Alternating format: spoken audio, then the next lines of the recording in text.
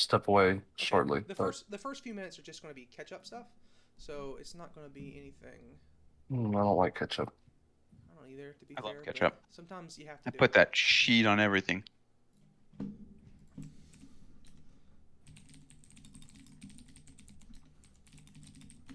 Give me 1 second. Okay. Shrimp is that?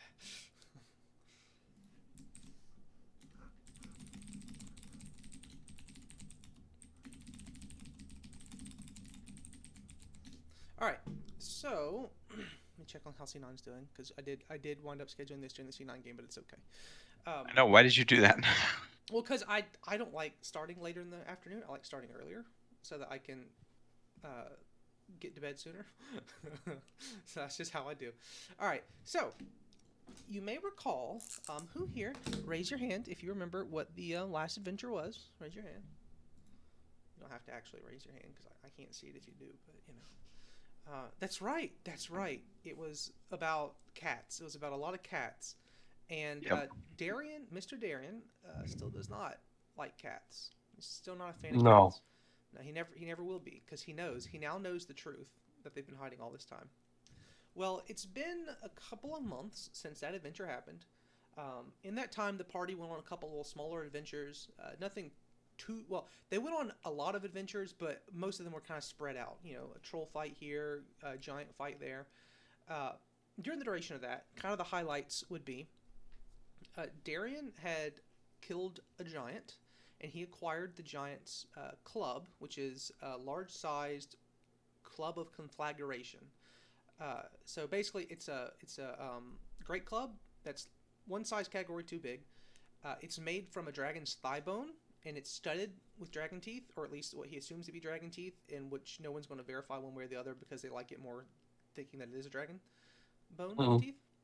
And once per day, someone can expend a spell slot of a spell that does damage that's like acid, electricity, air, water, or fire. Can expend it, and for each level of the spell, that Great Club gets a charge, and you can expend all those charges at once. You can't, as far as I could tell, you can't do them. You can't do them. What's it called? You can't like store them up, or I use them one by one. You use them all at once, Yeah. and for each store, it does a 15-foot cone of fire damage for 1d6 damage per charge. Which, considering Darian doesn't do magic, is not the most useful thing. It's mostly just a really cool trophy. But you know, sometimes he can get Gob or Callan to What? charge that bad boy up for him. If he even would ever use it, it's mostly just really cool. Yeah. I don't remember. Can you use weapons that are a size category too large?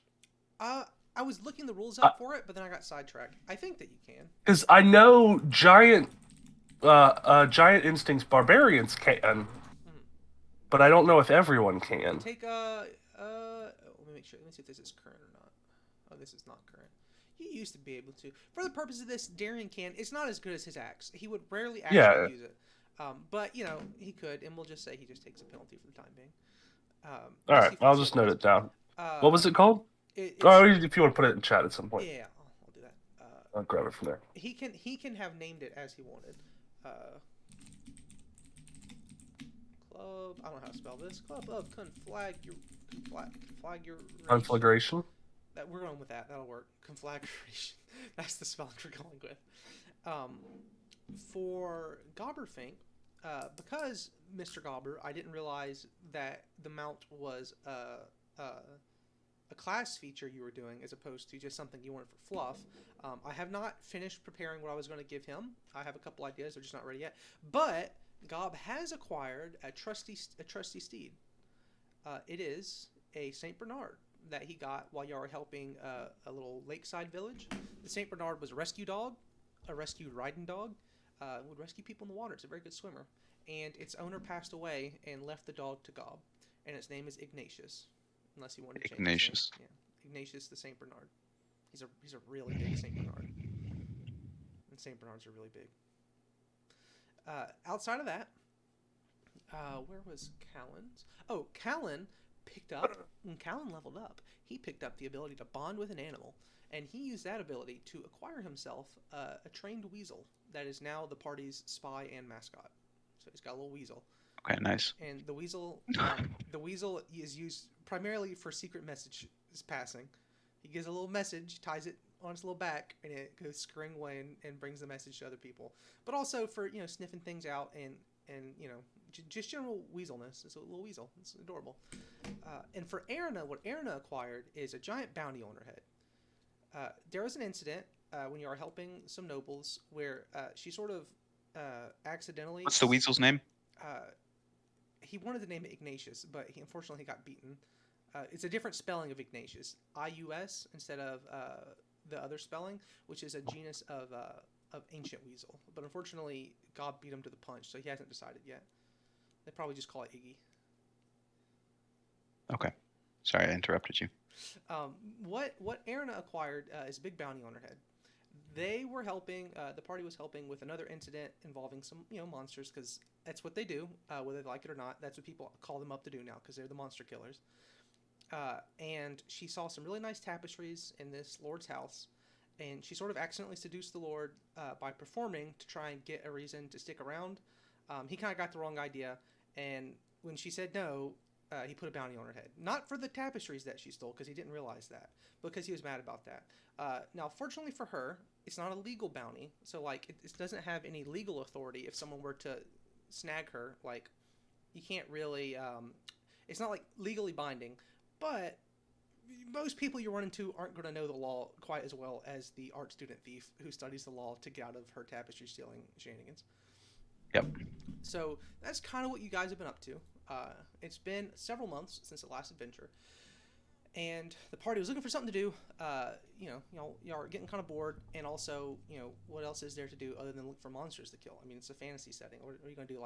Settle down as cooks or something? No, of course not. No. So you hear word of this place called Dragon's Glory. It's in the last year or two. Because if I remember correctly, Darian's probably not native to this area. Which, one thing I'm wanting to do this week is to actually make a map, since this has been more than just one campaign in here. I do want to make kind of a basic world map and all. But I don't think Darian was from the area, if I recall. Aaron wasn't. Callan Darian was. What? Yeah, I think Callan was the only native of the area.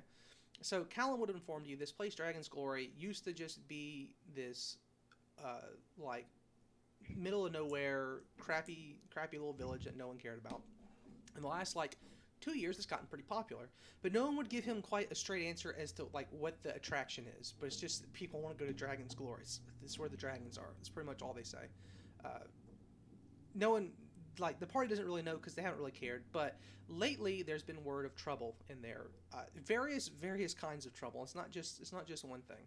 So the party has decided, also because it is on their way towards the coast, to head towards Dragon's Glory. So the path that you go through here is also one of the few paths to get to, there's several big port cities, which is probably where the party was actually wanting to go. That was their ultimate destination, because there's a lot more work, there's a lot more money to be made, and there's a lot more stuff to buy when you get to one of the port cities. That's where all the trades happen at. So you just happen to be headed that way. It's pretty popular. Everyone says it's really cool, and why not? Let's go there and get some work. So the party, at this point, you guys have made sort of a circuitous route. So you went to a lot of different areas in this region of the world. But the city Dragon's Glory is only a week or two away from the very first adventure where it was. So you're still in that same kind of area. The forest here is a lot newer though. So in a lot of the lands y'all been to before, especially in the first campaign, the woods, these are ancient forests, and there's some of them have petrified trees. It's obvious that this has been around for a long time and it's completely and utterly untamed. Well, closer toward Dragon's Glory, the forest in this area, and I had a name written down for it. Let me find where the name was. I'm going to look for the name while I tell you the rest of it. So closer towards Dragon's Glory, the forest is a lot newer. Callan doesn't know the specifics because this happened 200 years ago, and there weren't enough people around to keep records and detailed records. But there was a great fire, and a huge section of the forest burnt down. So this is just like it's a younger forest. It's not nearly as dense. It's not as like spooky. For the most part, there's not supposed to be as many scary things in it because the forest burnt down, and all the scary stuff went elsewhere, and hasn't quite resettled yet, right? So that's kind of the area that you guys are headed to. You're taking a path along a little stream. There's a fair bit of traffic. A lot of people in the last few months have started taking this route to get to the port. It's becoming like the place to go, the path to go down, right? So that's kind of our setup. Are there any questions? Oh, is the Ecclesian Forest is the name of it. That's the name. Let me put that in my notes because that might come up later. All right. Any questions so far? The Ecclesian Forest is the newer forest, or just the forest overall? It's the so the entire forest is technically the Ecclesian Forest, but generally people use that to refer to the newer forest because that's a lot more habited because of the burning down situation. So there's just a lot more there's a lot more people because it was a lot easier to build up after that happened, right? Does that make sense? Yeah. Okay. So any questions so far? What were you saying about the path towards Dragon's Glory? Oh, it's so in the past couple of months, and this is something the whole party has noticed, even if they didn't want to. This is becoming like the route you're taking, which is called the Ecclesian Road because it goes through this forest, like this section. This is becoming the way to go. Like, there are several big trading port cities, and this road specifically is becoming the most popular route to get down there, and also considered the safest. So traffic is pretty busy, and not everyone's headed to Dragon's Glory. But everyone's headed through this area, just about. Like, it's becoming a big deal. So the party is not alone as they're traveling. There's a ton of people around. Okay. Dragon's Glory was a port city, or they're just in the same way? Dragon's Glory is just on the way. It is just okay. City. Okay. It is a city that Callan would have referred to as middle of nowhere hit country, and that's coming from Callan, who grew up in middle of the nowhere hit country. So he would know. Yeah. So this city has very quickly in the past, say, 60 years become a big deal from being like literally middle of nowhere. And we don't know why. Well, it's because of this whole dragon. It being on the road and like being so the thing about it, and this is good because here's the this is our exposition dump time. The thing about it is that the city becoming popular sort of coincides with the road being popular, but it seems like those situations either were very fortuitous or perhaps just unrelated coincidences. That's kind of like okay. Dragon's Glory became popular and people started going that way, and it seems to have just worked out. Okay. All right, does this sound good? Yes. All right, any other questions? Because this is our setup time. Are we good on everything? And we're just kind of heading this direction because this is the place to be. Y'all want to get to the port because that's where lots of work's at, but also Dragon's Glory is supposed to be really cool, and there's lots of work to do there as well. There's various reports of monsters and weird things going on, and you guys know you'll get paid if you go, because that's been y'all's luck so far. All right, we clear. Which again, yes. Any questions about anything? Because the setup's pretty important. I want to make sure everyone's like good to go on what's going on. Oh my goodness, C9, thank you. So we're good. Any more questions? I am not opposed to questions, so don't feel intimidated by me. I know I'm intimidating. Wait 5 seconds. I think I'm good. Okay, we're good. All right. Yes. So the party's been traveling for a couple days. You've met all kinds of people along the road.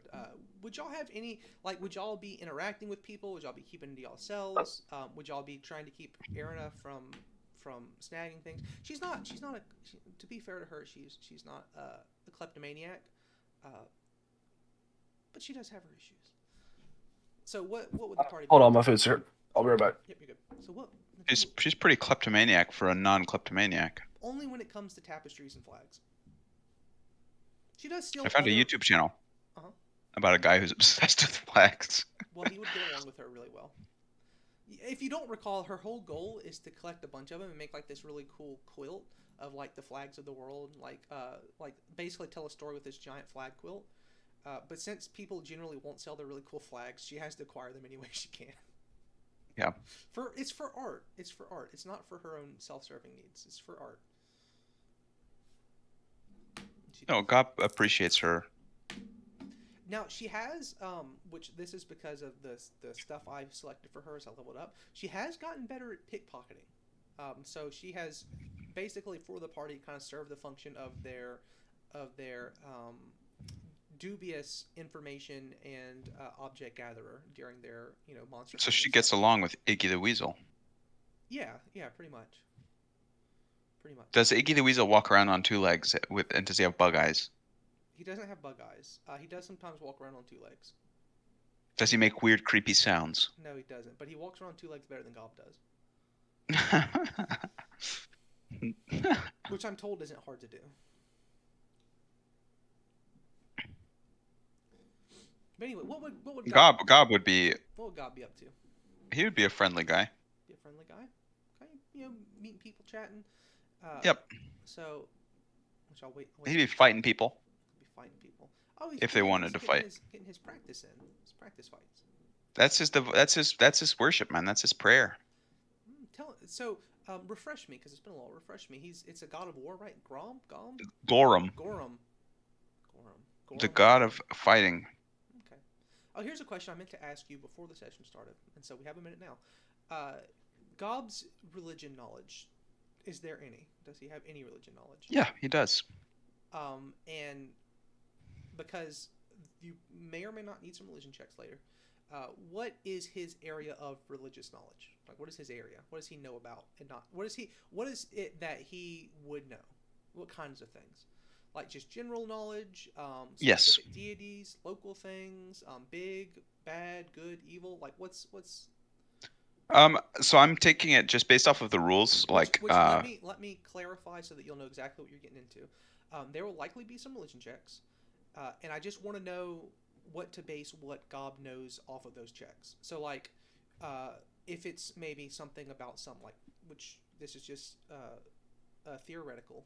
There's no Cthulhu in this, but say he was taking a test. There's Cthulhu. There's Cthulhu, yes. So, for example, if Gob was taking a test on Cthulhu, I would want to know from you, Jake, what sorts of areas of religion he knows about. So, say he gets a 20 on that test to know about Cthulhu is different if Gob knows a lot about old gods versus if Gob knows just general theology.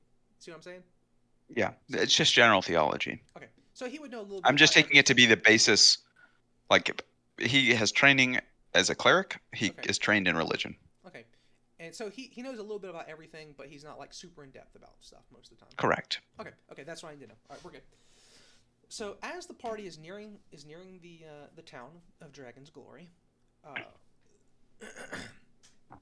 there's a younger fella who's walking the same direction as them, and he seems kind of excited. He's like, "Hey man, you guys hear it? Oh man, I think it's the right day. We might get lucky. What you guys here to see? You guys here to see it?" See what? Oh man. you got to unleash the accent. So that was very Grit, not very Gobber. What do you mean? See what? We're going to Dragon's Glory. We want to see the Dragon's Glory, dude. It's a dragon. I think today's the day, man. Hey, for what? The Dragon's Glory. What else, man? What is the Dragon's Glory? What are you talking about? Look, man, I don't know, but everyone says it's awesome, and that there's like money and stuff. Yeah. There's money. The Dragon's Glory's got money. No one. Yeah, I think. Look, man, that's just what I heard. Look, my friend was here, and he was here when the dragon showed up. And he got some gold and stuff. The dragon gave him gold. Well, he wouldn't. I mean, he wouldn't really give me the details on how he got it. But yeah, it was pretty much.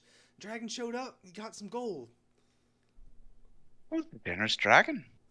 Doesn't sound like any dragon I've ever met. Callan would scratch his cheek and be like, "Oh yeah, I don't. Are you sure it's a dragon?" And I'd be like, And to be fair, Darian has met one He's dragon. met one dragon. He's met more than anyone else in the party has. That's probably fair. So he's the expert. Um, but the guy's like, look, man, look, my friend had the gold. He showed it to me. It's real. The party comes around. They come around the bend, and then there is their city or town. Excuse me. Oh boy! All right, we got a little interference going on here. I think your mic is a little sensitive, Mr. Darian. Interference. Yeah, your mic is going crazy. Just picking up everything. I'm not even doing anything. Hold on. Dun dun dun. What do you mean by everything? Like, We can just hear white noise. huh? It's never happened before.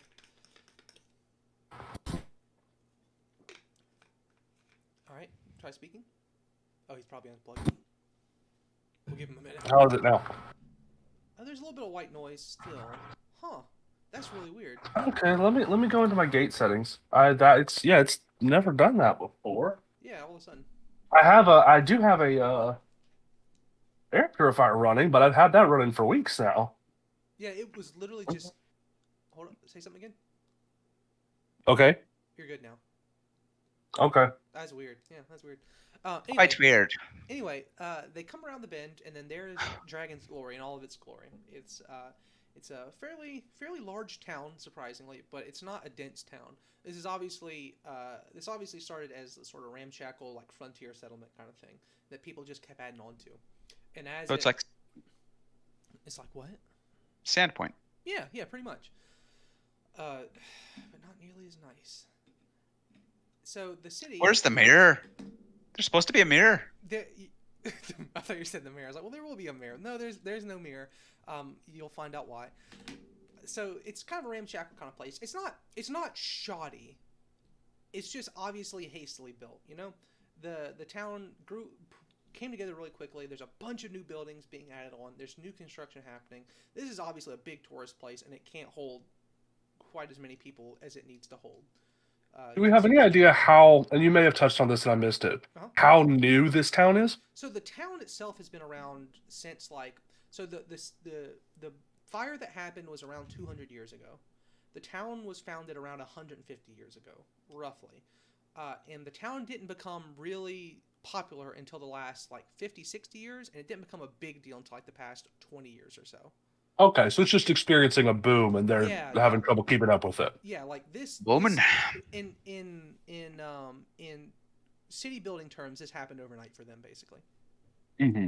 So it's not, like I said, it's not a shoddy place. It's just obvious that they're having trouble keeping up. It's like a gold rush town. It's popping. There's people everywhere, and there's no walls around the city. You can see, when you look in, you can see the remnants of a palisade, further inwards, where they haven't pulled everything down, where there once was a palisade, like a wall to keep it safe. But there's no room, there's no time to be putting walls up. So they're just building out. There are a lot of just town militia and stuff like that patrolling. They look pretty relaxed. They don't look like they're used to seeing any bad news or anything. They're just sort of chill, just kind of walking around, chatting with people. And towards now the town is built on a raised area. It's a pretty good slope going up to it, and it's really big. They have not covered this entire sort of flattened hill area. So it's basically, if this wouldn't have been the middle of nowhere, this would have been a wonderful place to put a city. Great foundation. It's raised up off the ground. There is the slope, which is kind of a pain, and you guys, after walking all day, your characters don't enjoy walking up the slope. But at the same time, it's not that big a deal. And I was riding his dog. That's true. a joke on you. That's true. He is Ignatius. So, in 100 years, this might be a really nice place. Too bad you guys will be dead. But, maybe it will be. Halflings you don't know that. Time. Now, this is true. So as you guys are getting near, you hear in the sound a roar, a great, powerful roar, and the flapping of mighty wings. And as you guys look up, you can see that a dragon is flying towards the city. And it is a copper dragon, as best you can tell. and the people start going crazy, and everybody starts running into the city, closer towards the center. What does the party do? What do you guys do? What Okay. dragon is that, Colin? Darian. What kind of dragon? So Darian is expert in dragon lore, All right. which is news to me. That's my favorite skills. The ones you don't remember. Do tell. So, well, so I figured he probably knew at least a little bit about dragons. Yeah, yeah. But I was honestly, I was just looking because I couldn't remember if he was brass or bronze, which doesn't matter because it's copper. Hmm. But if you want to make a roll, yeah, share you some so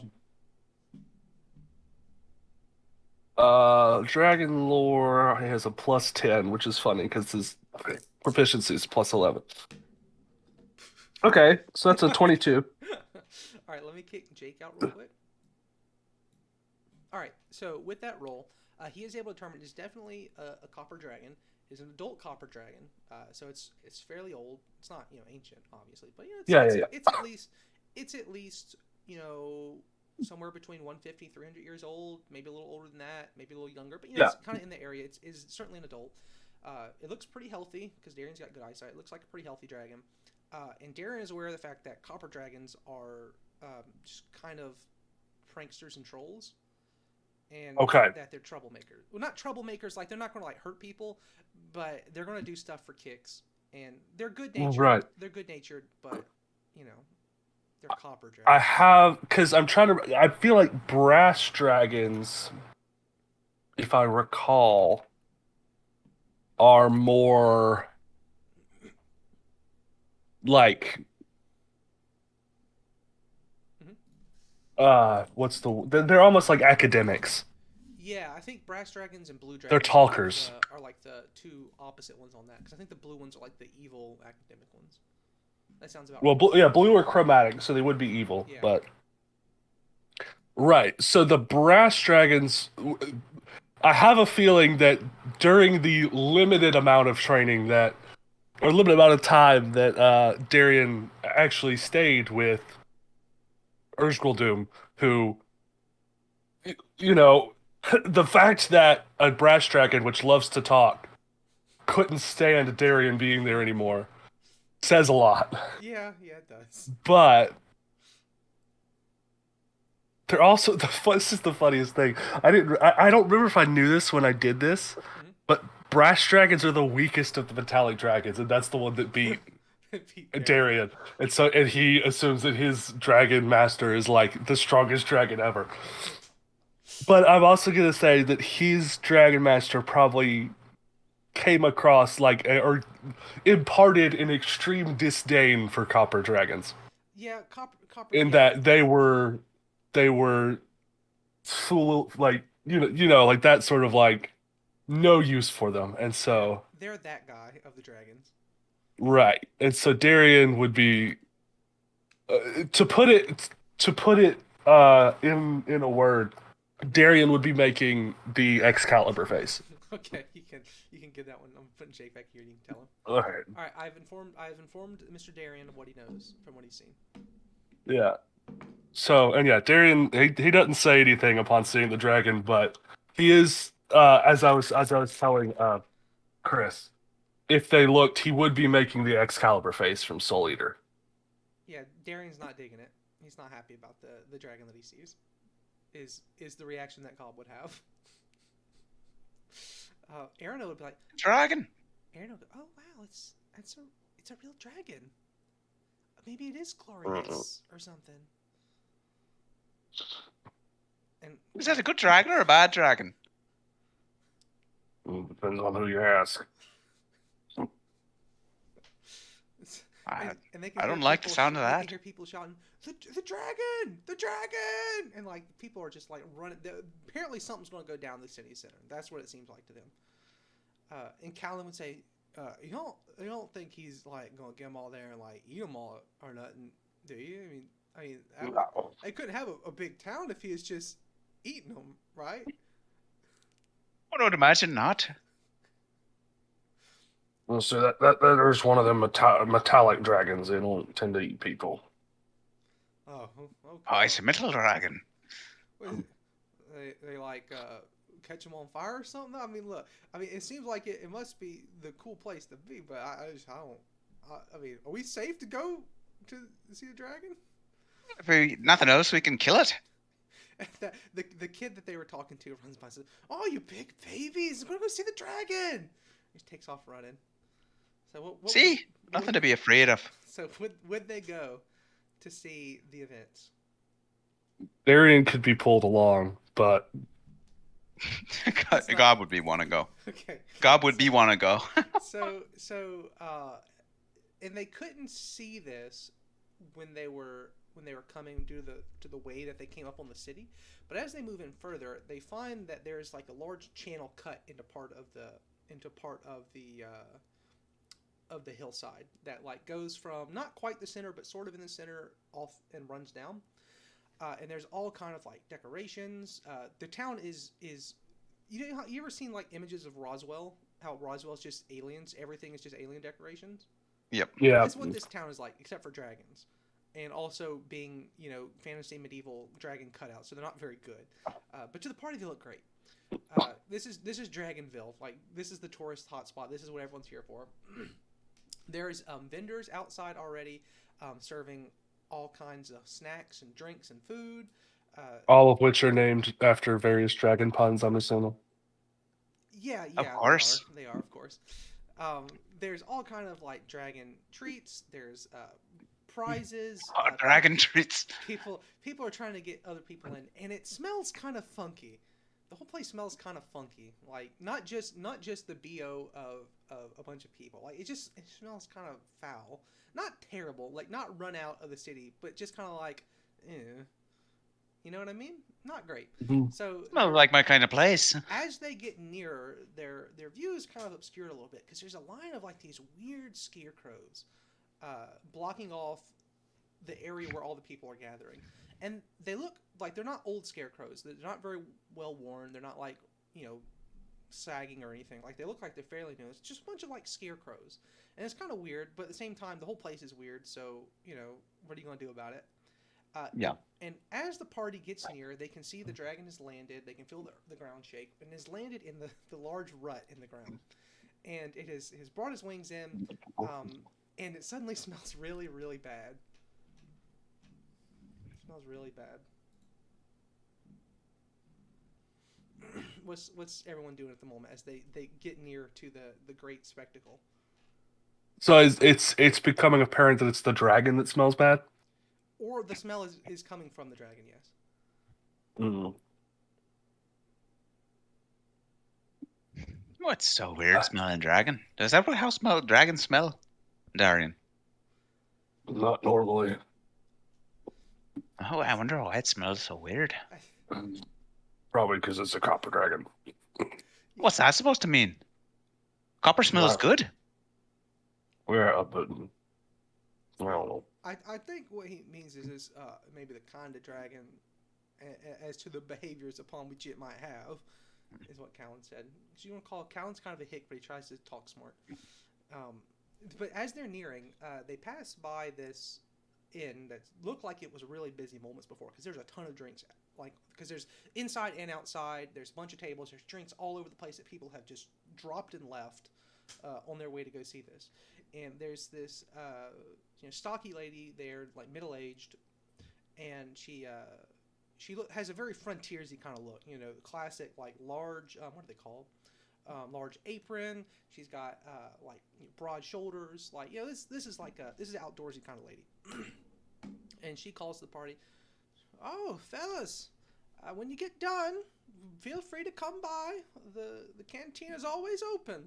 And she waves up, and the sign over her little establishment reads, let me double check, make sure I say this correctly. Dragon's navel. He says, even though he knows exactly what it is, he just knows that he finally has to say this. It says, Katrina's Latrina Cantina. What's a latrina? Wait, you not know what everyone comes here for? No. And it is then that the sound reaches them, the smell reaches them, and they realize what is happening here is this giant rut is being used as what could be referred to as a dragon latrine. The dragon is using the bathroom right there in the middle of the city. He's relieving himself. In heaven's name, this is crap. Quite literally, in this instance. Um, so how does the party take this revelation of what they have come upon? Seems about right. You got to inform me about these copper dragons. What kind of nonsense is this? All I know is Ursula Doom didn't like them. And as they're talking, there's a shout that goes up. Someone shouts gold, and when the party, because at this point they're a little closer and they can sort of see. Someone shouts what now? Sorry. Gold. Gold. Gold. Someone shouts gold. And as the dragon finishes, it doesn't take it very long. It tries to swing. It flaps one time, literally knocking people over, like knocking thatch roofs, messing all this up, and flies off. And there are gold nuggets, little bitty things of gold, all up in the remnants of which it has left that people are now going to retrieve. Excuse me. I now see why no one talks about it. There is, in fact, a good reason why no one talks about it. So here the party has realized the truth of this place. How are they doing right now? What's their current objective? Are they interested in fishing for gold? I assume not, but they're Oh no. No. They're more than welcome to. But it would be hard because there is a crowd forming. And off of what Darian rolled on that, I will send you a quick message in side chat. It's probably answering the question I was about to ask.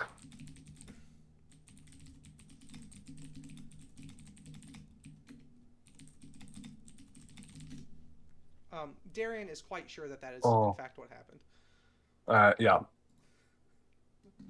He can share that if he wants to, or he can just sit on it and leave the others very confused, which is probably the better option, honestly. Darian, I think would. Oh, excuse me. Sorry. You're excused.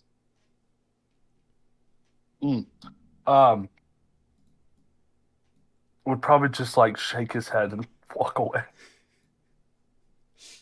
So the parties, I know Erna and Callan are in agreement. I assume Gob's in agreement that he's just, this is not what they came here for, right?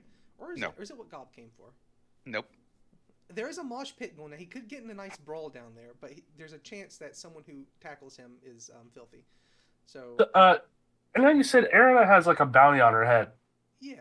Is she like put it up and everything, or she just doesn't care? She's taking precautions. She's kind of changed her hair up a little bit, got some new glasses. Okay. But she is perhaps a little too unconcerned. Okay. The given situation, because she has told the party, it's not legal. It doesn't matter. It's okay. It's not a legal bounty. She is perhaps a bit optimistic. Civic bounty. Yeah, it's a civic. Oh, so the party she's traveling with are always looking to beat the fuck out of some people. So yeah, so yeah. She feels fairly confident. So as the party is turning we're a pretty violent party. a little bit. As the party is backing away from this strange situation, they run into a man who is kind of standing a little further back from everything, sort of spectating, quite pleased. And he's a little bit on the rotund side. He's got himself like a fashionable bolo tie, nice little mustache. He looks like somebody. He's very well dressed. He basically looks like somebody. He's got some money. Yeah. And Is that somebody Jack Black? Not quite. Okay.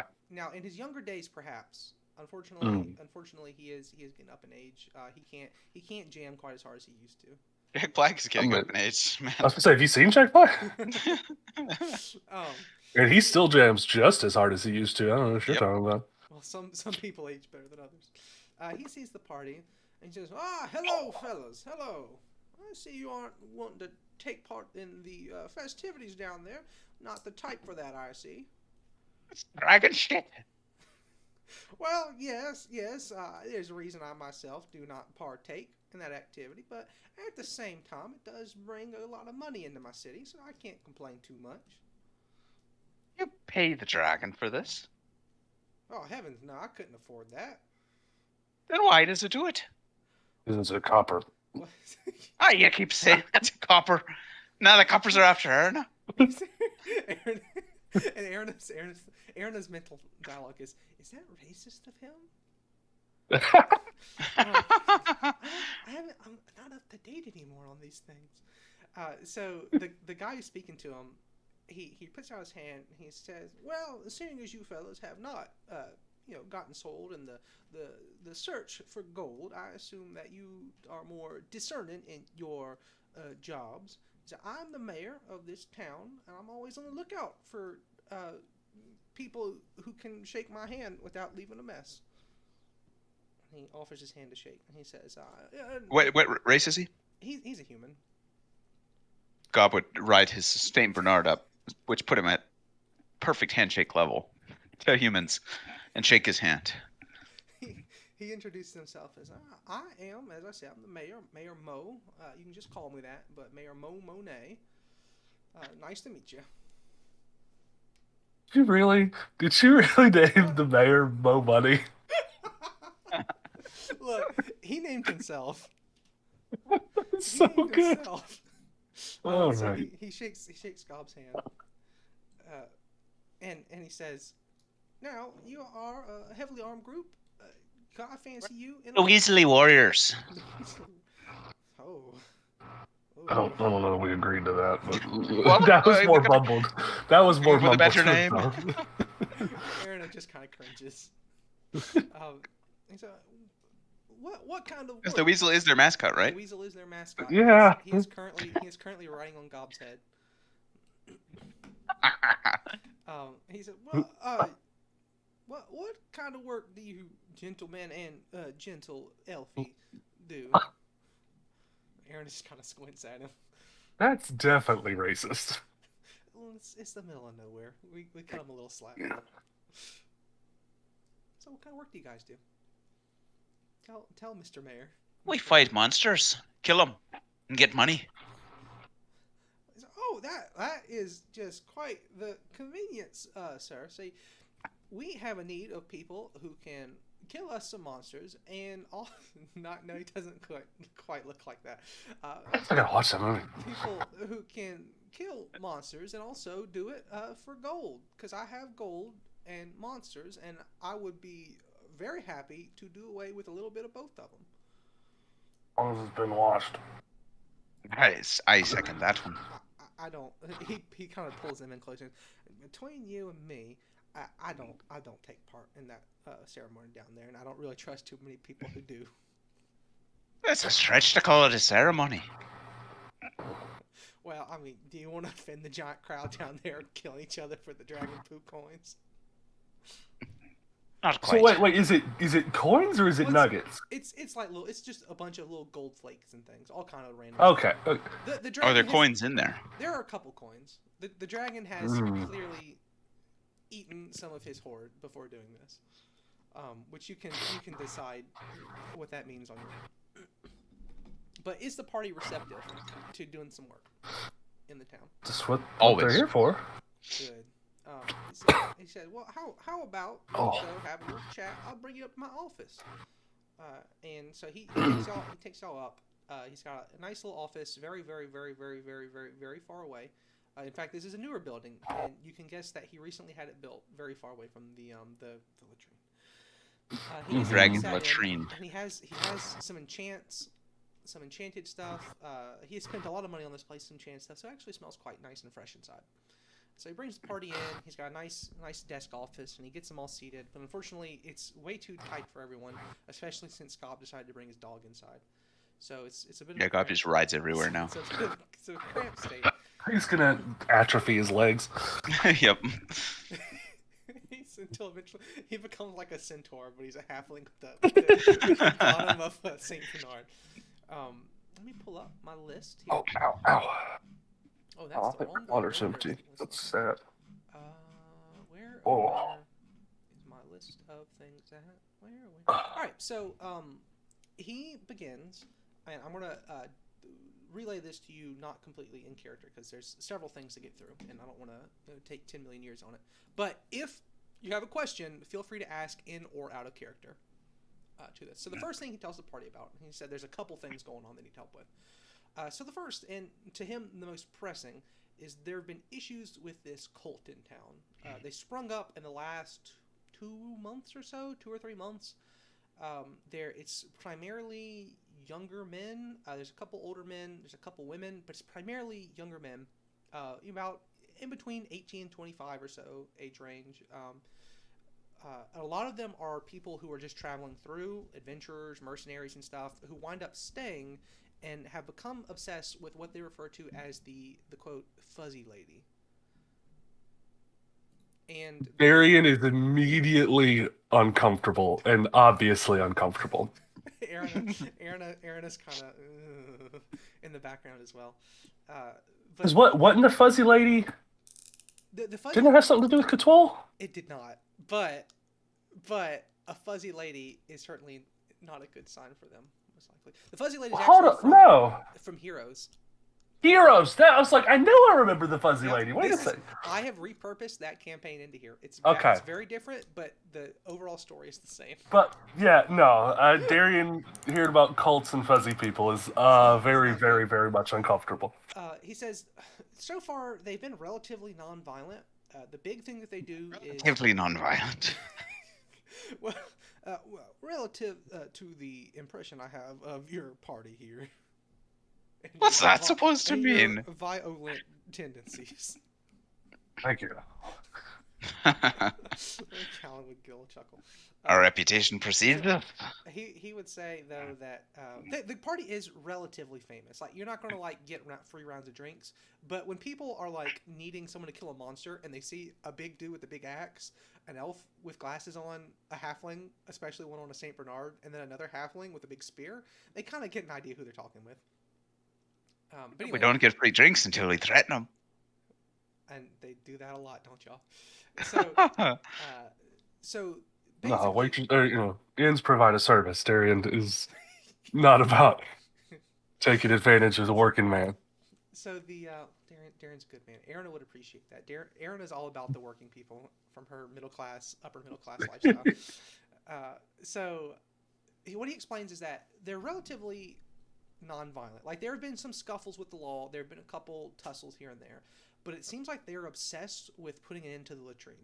They are trying to end that business. And around the same time that this began with them, there's been some issues with leshies. There's been a leshy civil war going on from time to time. Corrupted leshies and non-corrupted leshies have fought each other outside of the city. A couple times they've happened in the city. Or in the town, excuse me. And so there's concerns that this cult has developed around some sort of fae or something that has moved in. That's kind of the thing that they're worried about. He explains that the scarecrows the party saw were an attempt by the locals to try and ward off evil spirits. Someone told them they work. Someone did you ask if they worked? Yeah. Well, no, and in fact, I don't think that's what scarecrows are for. Someone just happened to say that, and people like that idea. Is what the mayor would say. The scarecrows, and Aaron and Callan would both be like, yeah, I don't think that's what scarecrows are for. Well, they're for scaring crows. They can be for scaring other things, too. Yeah, but I think that Faye would probably know that they're not alive and wouldn't be scared of them. Well, Faye are stupid. Well, the mayor kind of holds his hand. Well, this one's, maybe kind of smart, I guess, maybe. But anyway, he would say that if you guys can figure out what's going on here, because it's hurting business it's hurting the tourist business, because they're spreading the word about what exactly happens at the city, and also trying to put into it. They're making it harder. The part of the stench is because the cult have jammed up some of the drainage. Mm. So if the party would agree to put an end, or not, he would clarify by putting in he doesn't mean murder everybody, but if they have to do it, they have to do it. If the party could put an end to this cult nonsense, then perhaps they could get a payday. Oh no, your microphone again. Does that work? Try yep. Well, it's not open anymore, but it is staticky when you talk. Okay. I'm gonna unplug it and plug it back in, and then I'm gonna Okay, I'll keep talking because I assume your headphones on. Um, go. so what he You know says. what? Give me. Oh, it's fixed. Okay, let me know again. I'll unplug it and plug it back in again. Something's going on. I am gonna order a new one. I do have a better headset I could hook up, but it would be some work. That's fine. That's fine. So what he says is if they can put a stop to this cult, then there could be a reward in the sum of 800 gold pieces to split between the four of them, which is a pretty hefty reward, all things Yeah. considered. I was about to go look at how much money they had because I don't remember. Yeah, yeah, That's a lot. That's a decent amount. Because I'm trying to make up for the fact nice that chunk of change. I'm trying to make up for the fact that you guys didn't play level 6. So Yeah. you're gonna get some money.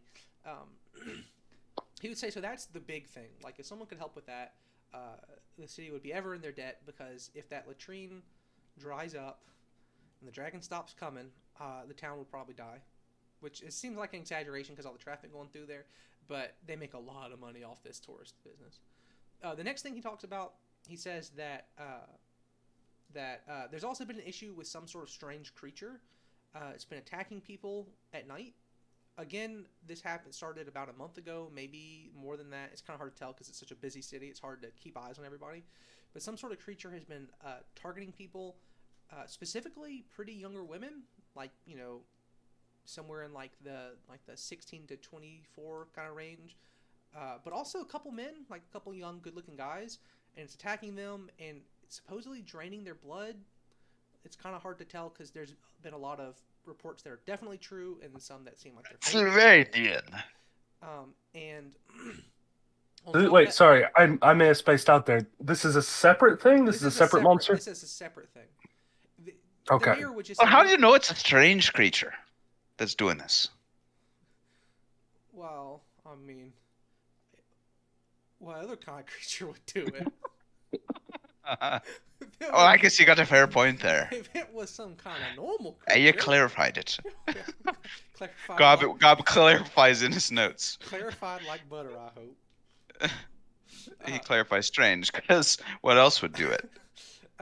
He does specify that people thought it was a vampire and started carrying garlic with them. The garlic didn't help. So have they been carrying around steaks? Garlic. He has people can afford that around here. No, they can't. No, what he would say is people have tried carrying religious symbols, garlic. It still attack people all the same. And it tends to go on rants about like just. It seems like a really weird, like it just says weird stuff to people. There's like not one specific unified kind of thing, but it seems like whatever it is it's just kind of kooky, assuming that people aren't just making this up. Which are there like descriptions of it? The descriptions vary very heavily.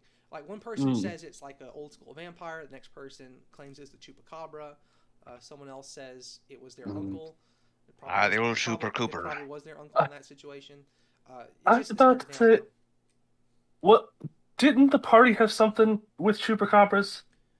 Like way back in the first session, like someone didn't believe they existed or something. That was the Yeti, but I think he did fight a chupacabra at some point.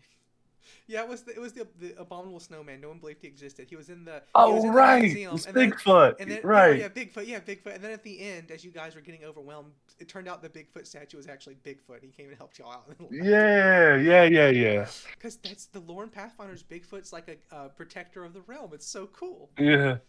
Anyway, so basically, he says he's not even sure the creature exists. It's probably just a couple kooks, but they're strange creature kooks. It's not no normal people doing it. But if there's a creature and they could find it, he would come up with some reward for that. Outside of that, there's been some issues with bandits on the road. You always need to get rid of bandits. They've been attacking one of the roads that leads to some of the other areas out of here, which is also part of why the party doing this. Part of why so much traffic's going through here is bandits have been worse on the neighboring roads.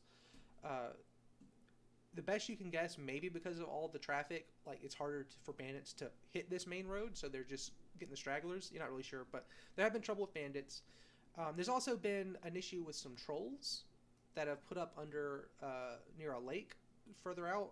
If that was something they were interested in, that could be something they could do at a later time. It's a decent little trip to get out there, so it's not something they would be able to just immediately go do, because they would want to get some supplies and take a couple days and all. But as far as that was concerned, does the party have any questions on any of that? Because those are kind of your tasks. The first task, so from a meta perspective, the first task is obviously what you're here in the city for. Like that's going to be your thing. The other ones are all you could think of them as side quests, optional things that you guys could look into along the way. That may or may not be relevant if you do them or not. So, any questions, concerns, suggestions, anger, any anger? I do enjoy anger. No anger. Little bit of anger that there's another cult they have to deal with, but. So, from there, cults are the best opponents because you don't got to feel bad about killing them. From there, he would give you guys a couple places you could look into. There's the town hero, Mr. Miguel Bolden, who has once slain a dire bear, and he repeats this feat multiple times. He's slain a dire bear all by himself. What was the name? Miguel Bolden. Miguel Bolden. Bolden? I'm trying to figure out the pun here. So he is basically, guys. Oh yeah, he's the town hero. Everybody loves Miguel. You guys could go see him. He could give you a little advice, maybe point you in the right direction. There's also Okay, so I know what the pun's supposed to be, I think. What? But I'm interested in how it plays out. If my guess is correct, I'm not going to tell you. Why is there supposed to be a pun all the time? Well, if there's not a pun, then if there's not a pun here, you're really close to it being a pun on accident. But I'm going to hold off. I don't want to spoil it on the off chance that I'm wrong. Well, anyway. You said he's done what? He's slain a dire bear. It seems to be. That's pretty impressive. But it does seem to be the only thing he's ever done, because it's the only thing the guy repeats. I'll tell you, he slayed a dire bear once. But dire bears are scary. He's a town hero for doing that. So he might be able to help you fellas out. Outside of that, there's the local guide named Diane Hardy, who is fairly well liked. She is the person who knows the lay of the land really well. She would be the one to go to, especially about like the situation with the Leshy, and just generally helpful. Everyone likes her pretty well. The party, especially if they wanted to look into the other stuff, she would be the one to talk to give them the lay of the land and sort of go over things with them there, which may or may not be important because again, like supposedly there's Fae involved. That's what the town thinks, but you don't know yet. The other one that he would mention. There's a local priestess and healer named Torbedia. Torbedia? Torbedia? I don't remember how I was supposed to pronounce this. Torbedia. Cordelia. Anyway, he speaks very highly of her, says that she without her, basically everybody in the town would just be sick from being around. I have disease. All the time. Yeah. She lives in a little shrine. She lives in a little shrine. Pretty much. She lives in a little shrine. About half an hour to an hour out of the city. It's a really nice place. People people tend to go there often. Basically, she's a healer. She knows if they want to know anything about Fae, about local monsters, about local religion. She is the person to go to. So those are kind of their first three options if they want to explore things. And as far as just stuff in town, the most popular bar is the Katrina's that they were at earlier. He says all the food there, everything's really good. If you want some place to stay, the nicest rooms in town are Bart's rooms. It's just Bart rooms. That he has, if you want to go have a nice big room all to yourself, a nice hot bath, you want to have the best servers in town, that's the place to go to. Is there anything else the party would want to ask about? How close is Bart's rooms to the latrine? It's fairly far. It's a fairly far walk from the latrine. I'll be honest with you, Bart puts up with the town as it were, but he's just in it for the money, and he has a good product, so you fellas would probably prefer his accommodations. Yes. Is there anything else the party would want to know about? whether it be the questions on the stuff he told them, things that they might want to know about in town, like where to locate something, um, anything like that. How long has the dragon been doing its business He would say here? he would say roughly because he had to kind of think on it, probably about 10 years or so, Okay. which coincides with around the time the town really started getting popular. Well, yeah. Yeah. Yeah. So, those are all the questions, I assume. Yes. Yeah, I can't think of anything else. For now. So, what would the party want to do first? You could go rest, get something to eat. You could go, everyone could have a nap, go get an in room, go that place. You could visit one of those people who were mentioned earlier. Like, what would y'all's first course of action be? Hmm. Hmm. Here's the thing: is I think after being on the road, Darian would want to So go rest. from an out of character perspective, I planned on somewhere at least 2, if not 3 or 4 hours. Okay. So like you guys, I don't want you guys to feel like there's a time crunch. Like I'm not like you're not. Yeah. So if you guys think that you would be more likely to go just chill, by all means, go Yes. chill. And that's where we'll. Yeah. But what I was gonna say is after being on the road, Darian would definitely want to go rest. Mm-hmm. Yes. After seeing the latrine, I don't know that he'd be hungry. Fair enough. I kind of accurate. And then just for me to know, because we're probably going to take like a brief break in the next 30 minutes or so, just for me to know, so I can prepare what we'll do. Of the activities given to you, which is the one y'all want to go to first after we do the section at Bart Rooms? Would y'all want to see which of those 3 would y'all want to look into, or would y'all want to do something else? It was Miguel. Yeah, the fuzzy. There's the cult. Yeah, the cult, the random killings, and then the bandits. Bandits, trolls. Bandits, trolls. That's like a lesser thing. Yeah, and then and then there's the 3 people. Miguel, who's killed a dire bear. I think we gotta go talk to Miguel. And then the ranger, and then the priestess. Is that the decision there? Yeah, that sounds good. Okay, so I just want to know because again, after we do the Bart section, we're gonna take a brief break, and I'll double check my notes and make sure we're good for that. So the party makes their way further towards the outside of the city, and they meet Bart's rooms. And when they get there to the outside of the inn, they look up, and the sign Bart's rooms is stylized in such a way where it looks like it says bathrooms. And the door has one of the the crescent moons in it.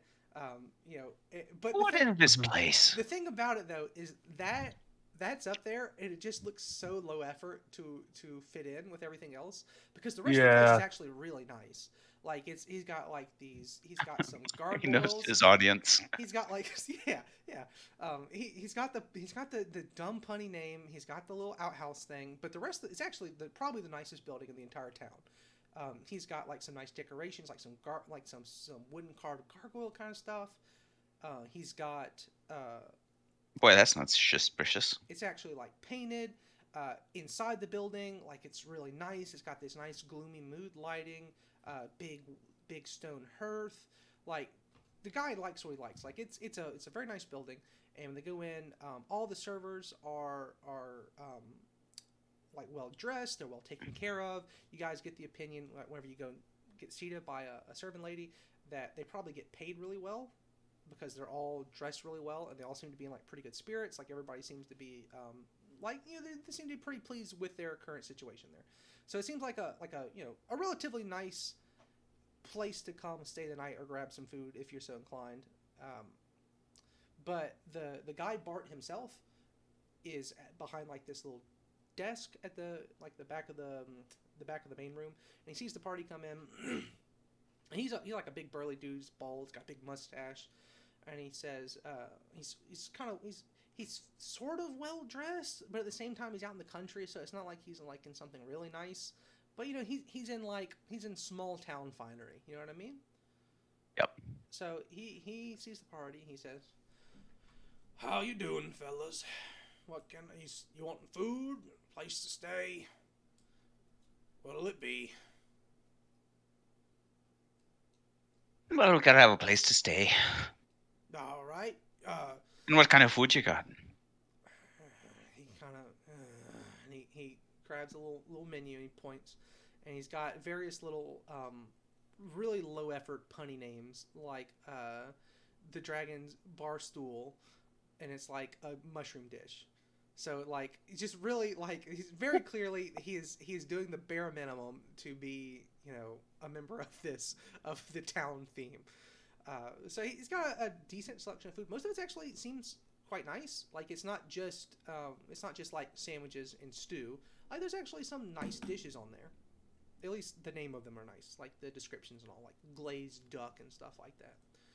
Mm. And he would ask the party, like, well, how many rooms is it gonna be?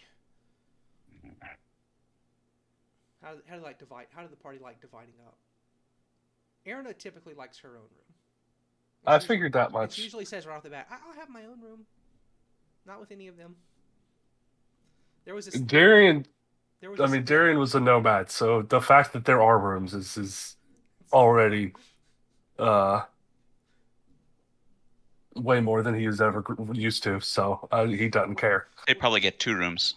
One for Erna, one for the rest of them. Else, yeah, pretty much. They just pick Erna to pay for him. There was a stint where people assumed that Erna and Darian were together, and so she started sitting by Gob and Callan, and then people thought that those were her younger brothers. So she's just had a rough time of it, unfortunately. So yeah, they get 2 rooms. It's fairly pricey. Gob has like a full big mustache. Why would they think he's a little brother? Well, I mean, halfling elf combos just grow a lot of facial hair or something. I don't know. You gotta remember, we're in bumfuck nowhere. Yeah. It's her little brother. He's wearing a fake mustache, so you don't know it's her little brother. It sounds exactly like the kind of thinking.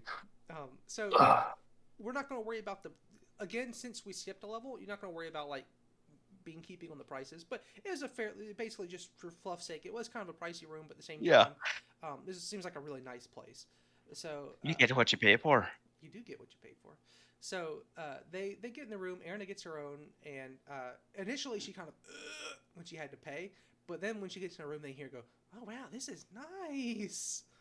But it's a pretty nice room. They actually get 3 beds in theirs in the men's room, which because there were no 4-bedroom rooms, so they have to figure out how do they want to divide their beds up.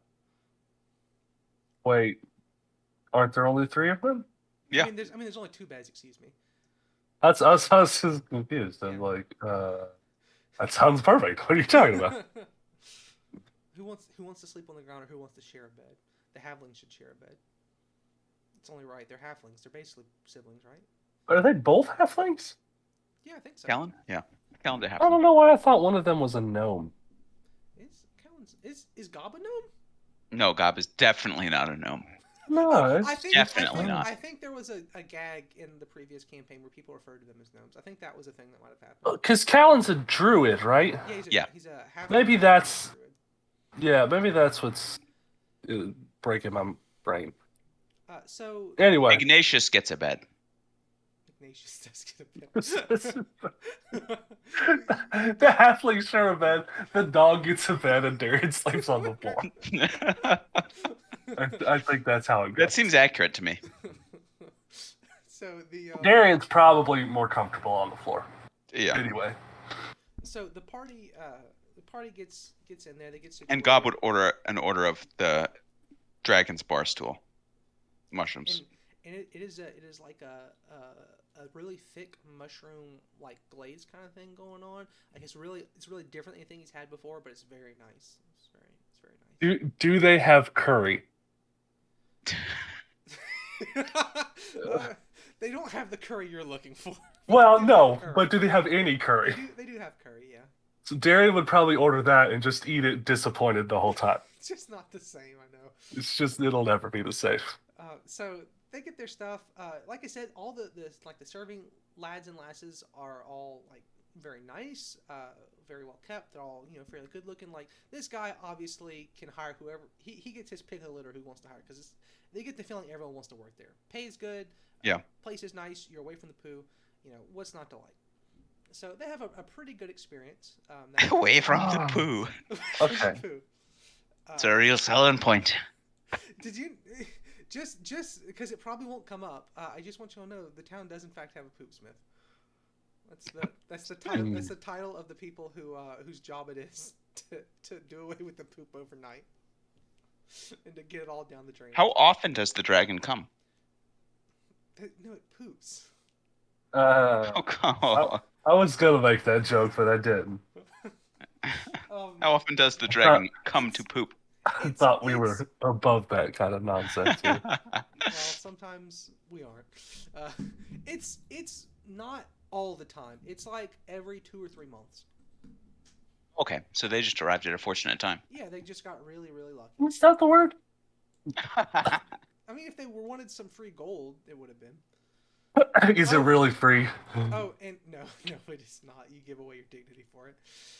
And Bart, to his credit, would not allow any of those people to come in and pay with that gold. Oh, fair. Good. They were not allowed in his establishment. He has a stable out back, and he tells them they can get the real tree experience. So let's take a quick, minimum of 5 minutes, but as soon as everyone's back and ready to go, we'll pick back up. I want to use the bathroom, Okay. and I'm going to add a couple extra notes same. based off what's happened, what's going to happen. So I'll be back in a minute. We're going to Okay. Nope.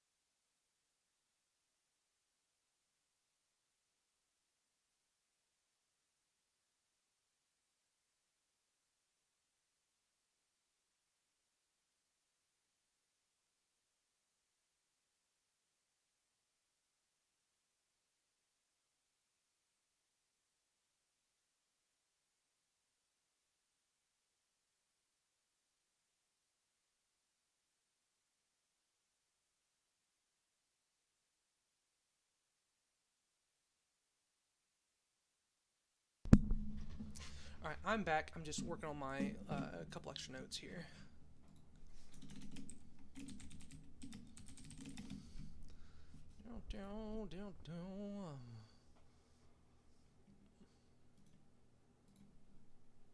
Let's see here.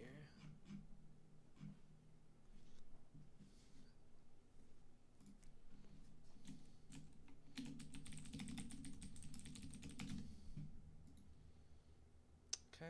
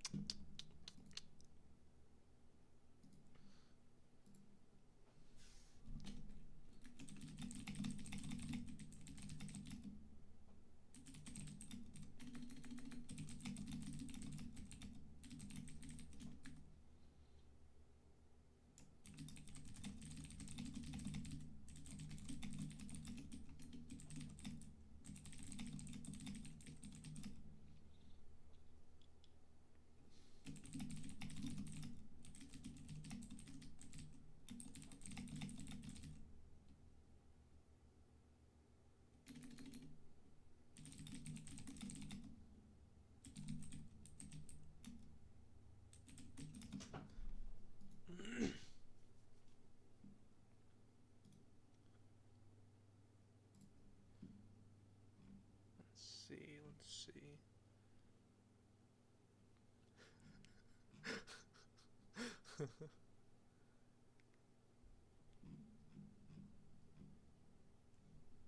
Ooh.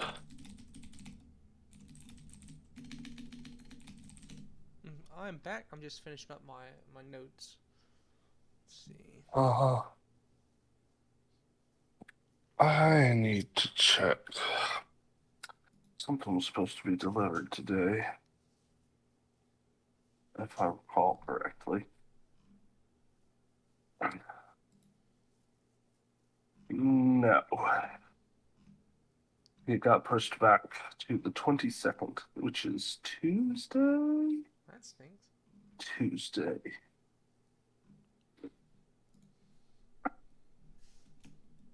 I caved and ordered a lot of things off of USA Gundam Store. At least it's not Amazon. Well, Amazon too, huh? well, that was just now when I went and bought a new mic. Oh. Yeah, fair enough. Nope. But I've been wanting to get a new one anyway. And I just couldn't really, because this one's been, I mean, I've had this one for years and it's been great, but if it's starting to do the white noise thing, I'm not going to mess around with that because that's annoying. Mm-hmm.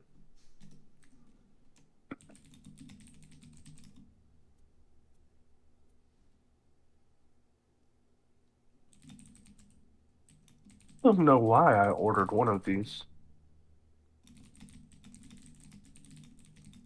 I didn't even play Phantasy Star Online. I've heard. Oh, but it's out of stock now, so I guess I made the right choice. I don't know if that's how that works. Oh, yeah, because now it's a collector's item. This is true. This is true. You got it to resell later because you'll definitely sell it later. No, I will definitely build it. It's a cool kit. Which one is it? I think I know which one you're talking about. It's the Stella. Stella. Let's go. Rest in peace. Oh man, I kind of want that Gal Gaigar, and I didn't even. I very, very, very likely going to pre-order it, just not immediately. If it's still up for pre-order, a little closer to when it comes out, I'll probably. It's estimated fourth quarter, so in 2 years. Yeah, that's the problem. Fantasy spelled incorrectly. Star Online. Multiple acquired. Okay. Ooh, that's cool, and not the thing that I ordered, but. All right. So, before we get back into things, and we'll give This is what he's looking up. Yep. Anything spring to your mind that you'd want to ask me before we resume?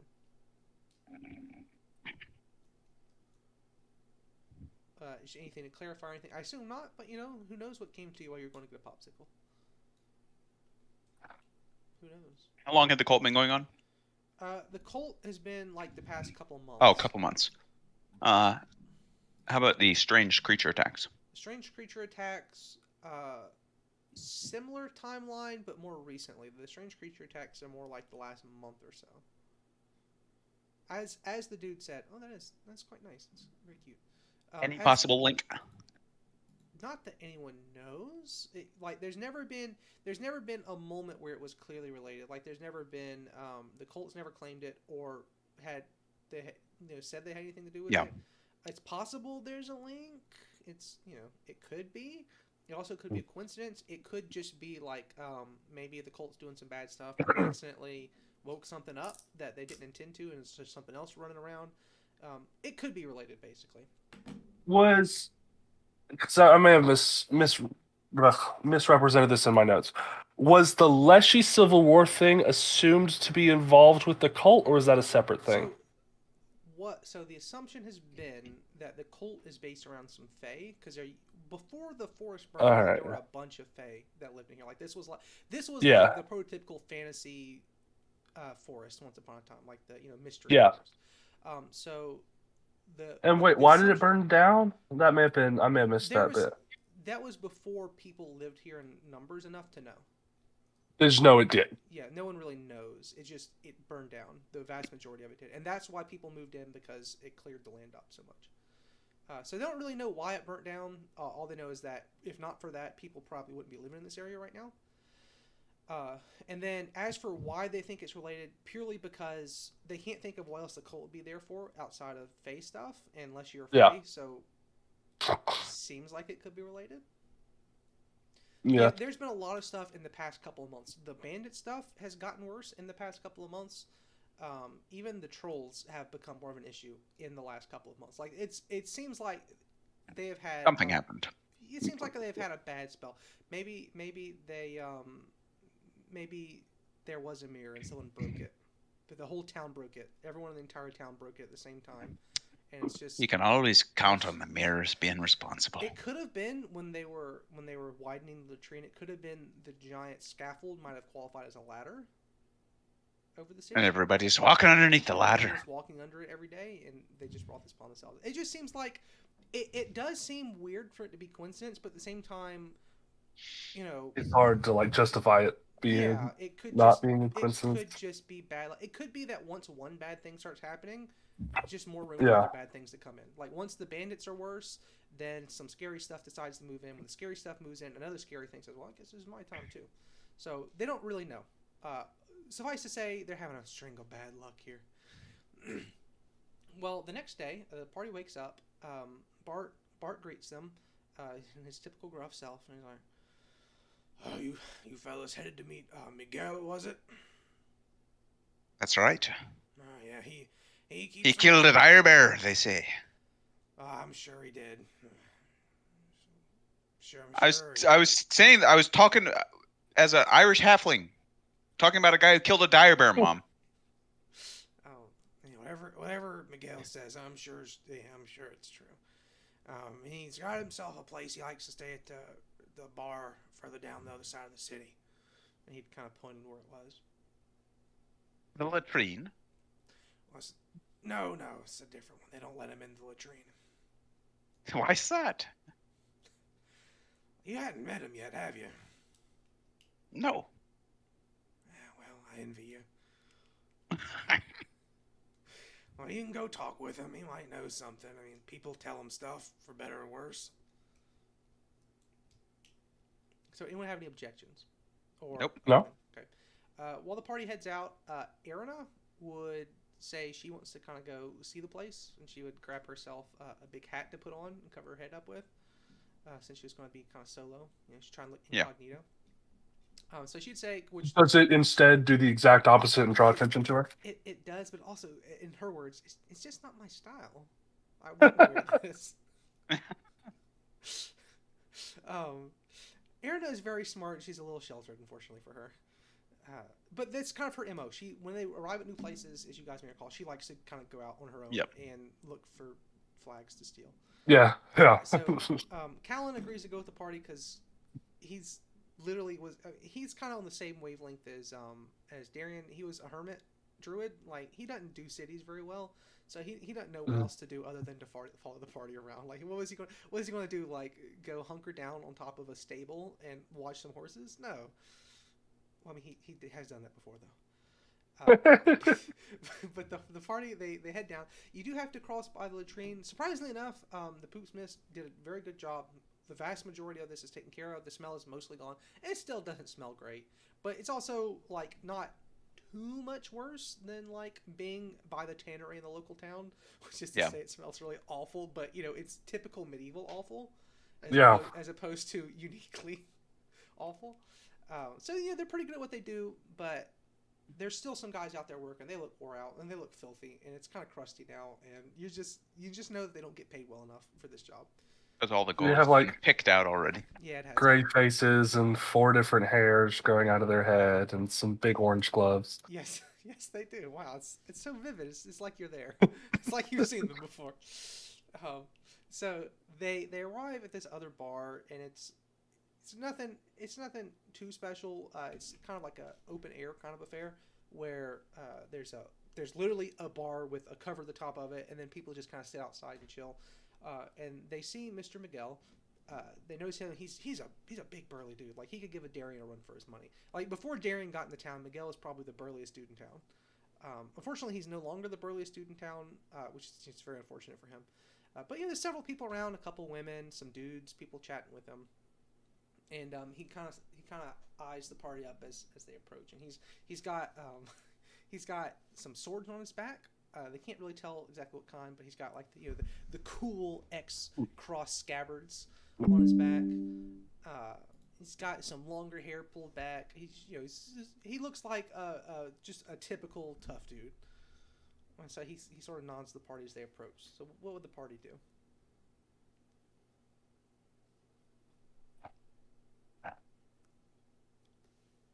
What would the party do?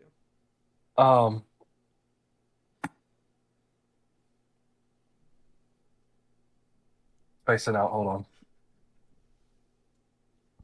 What? You said there's people like around him. Are they like talking to him, or are they just in the bar? Well, they seems like they're at least like trying to be his circle of people. Oh, okay, like his posse. It's like his little group of people, yeah. Okay. I don't know. I don't even remember why did they want to come talk to him? Because he's the local hero. He's the local hero. Yeah, but but he might know some stuff about the job they've been hired to do. What do you think about all of the business? A bad history with local heroes. Oh my goodness. If you remember from the first campaign, where he almost beat the shit out of a man. What was that guy's name? Oh, it was such a good name. Rond Gigglewort. No. Was it Tussle Underroot? Tussle Underroot, yes. Tussle Underroot. The militia captain. Yeah. Tussle Underroot. What a great name. Oh, I need to bring That's a good name. Anyway, he kind of sized them up, and do they say anything, or do they just stand there staring in awe? I mean, it's basically Gaston. Like, they run into the Heard you killed yourself a dire bear. Well, I sure have. Who's asking? Gobber Finn MacTunnel. Okay. I said, what brings you fellas here? You just want to hear the story of how I killed the dire bear? No. No? I've heard many a story before. More interested in what you know about the current events. Well, that could be a lot of things. Did he seem disappointed that they didn't want to hear about the dire bear? He did. Unfortunately, Jake cut me off before I had him say, "Wait, you don't?" I was about to drop that, but I didn't get to. He did seem disappointed. So he would gesture them over, and they could take a seat with him. And ask them, what does he look like gnarly? Like why Bart would have such a negative opinion about him?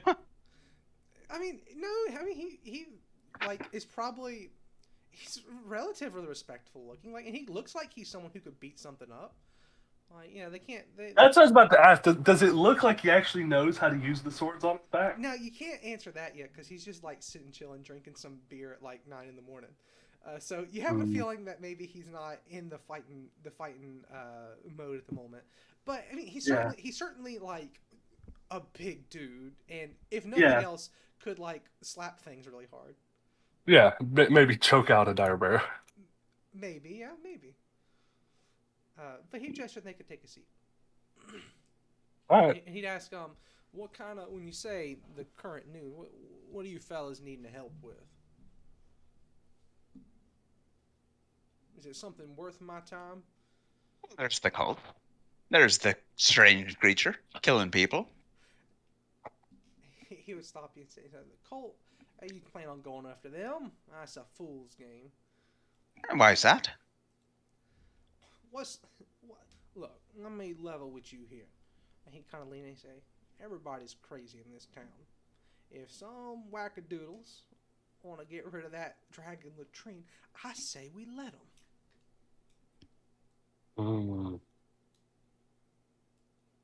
Have you smelled If that happens, well, yes, it smells awful, but it drives your economy.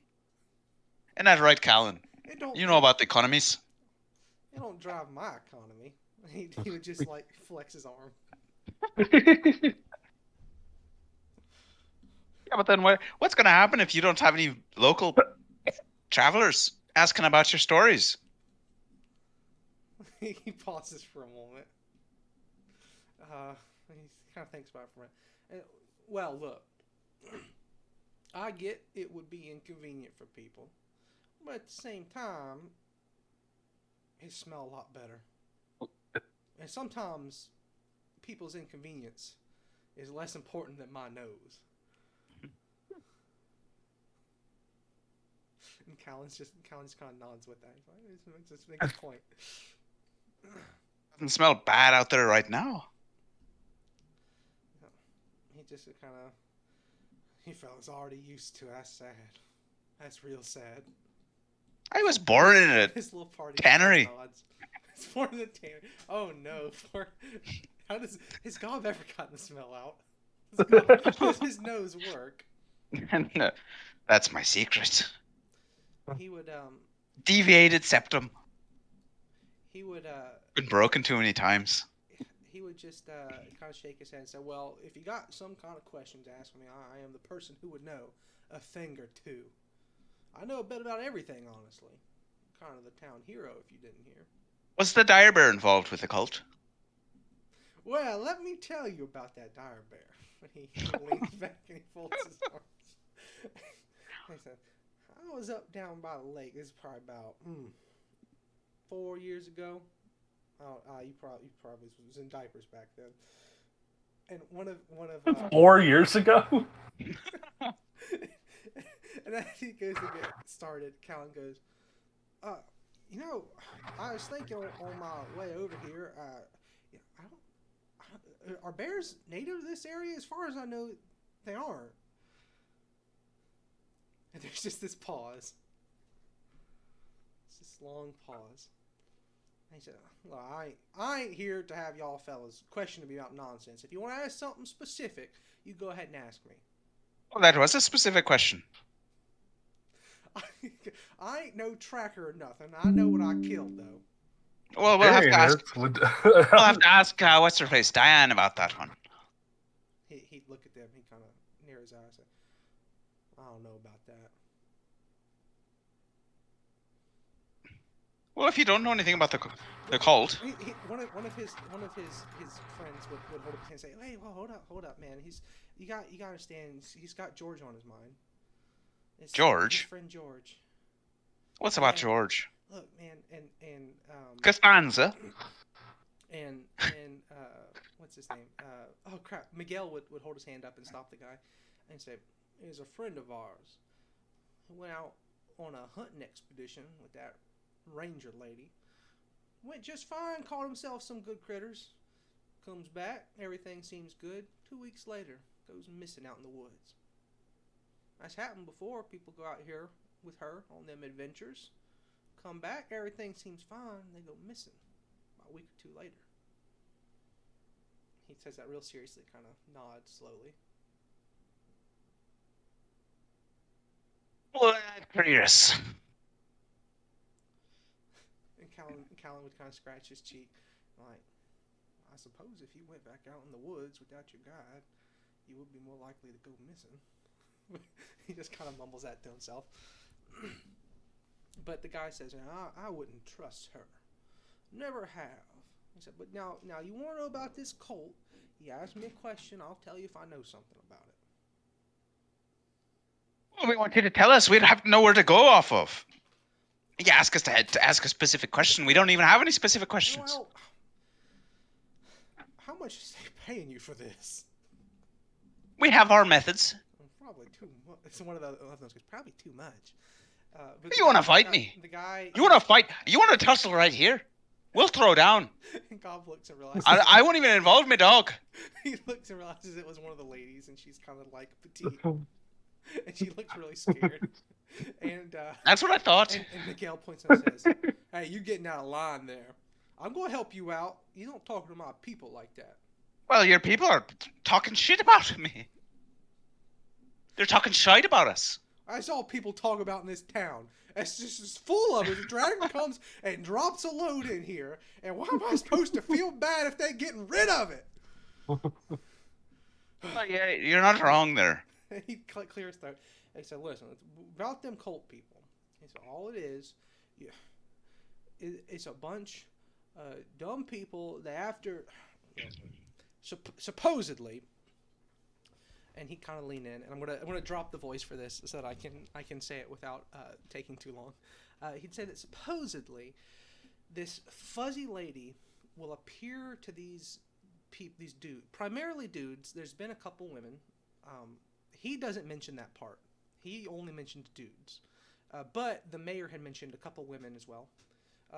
She, air quotes, appears to them, and supposedly she's like this beautiful figure and is searching for some sort of like champion or something, and presents a test to them and is trying to find some sort of champion. So this cult, at least according to Miguel from what he's heard, and you do get the feeling whether or not he's reliable, he does at least seem to have kind of the lay of the land, if only because everyone else seems to think he's a hero.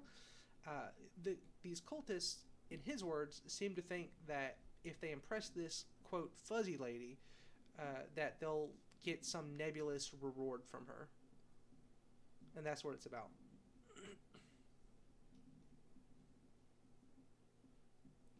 Does he know anything about the fuzzy lady?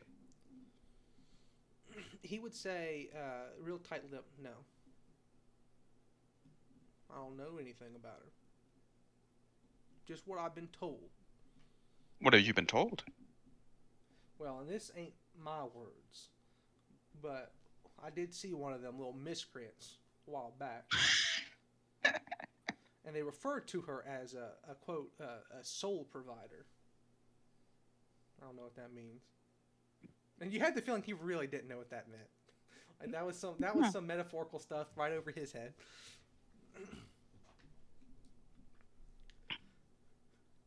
A soul provider. Can we take? She's a shoemaker. Can we take a brief second here? And I just want to mention this because it went completely unnoticed. I think that I just referenced 5 different Michael Bolton songs over the course of this dialogue. Okay. So George on My Mind is Ray Charles. But it's listed under his discography. Okay, so that's because I caught that one and I was like, but that's Ray Charles. So what is he doing? What were the other ones? That's a Full Game, Everybody's Crazy, and Soul Provider. Are all Michael Bolton songs credited to him on his discography. Wait, what were they? That's a Fool's Game, Everybody's Crazy, and Soul Provider. Okay. I'm not. So I was correct in the pun. They're all kind of obscure. But I don't. The one Michael Bolton song I know is the one he did with Lonely Island. So like. Well, it was completely. I figured that one wasn't going to come up. It was completely utterly unrelated. I just wanted to mention that before I forgot.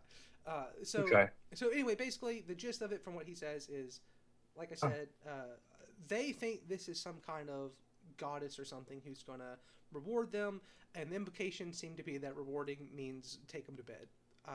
Now, he kind of scoffs at the idea of all these not cool people thinking that, like, oh, there's a bunch of lazy kids, and can't even I can't even imagine thinking something like that, because they're not cool enough. So he, in his words, isn't that concerned as far as anything. I assume the party would ask, like, the Leshian stuff or like the other things. He'd say essentially that these guys aren't no occult pros. They're just dumb kids who's wanting to sleep with some goddess that they aren't. They're not even cool enough. They're not even cool enough. Those are his words. They're not even cool enough. But why do they want to get rid of the dragon latrine?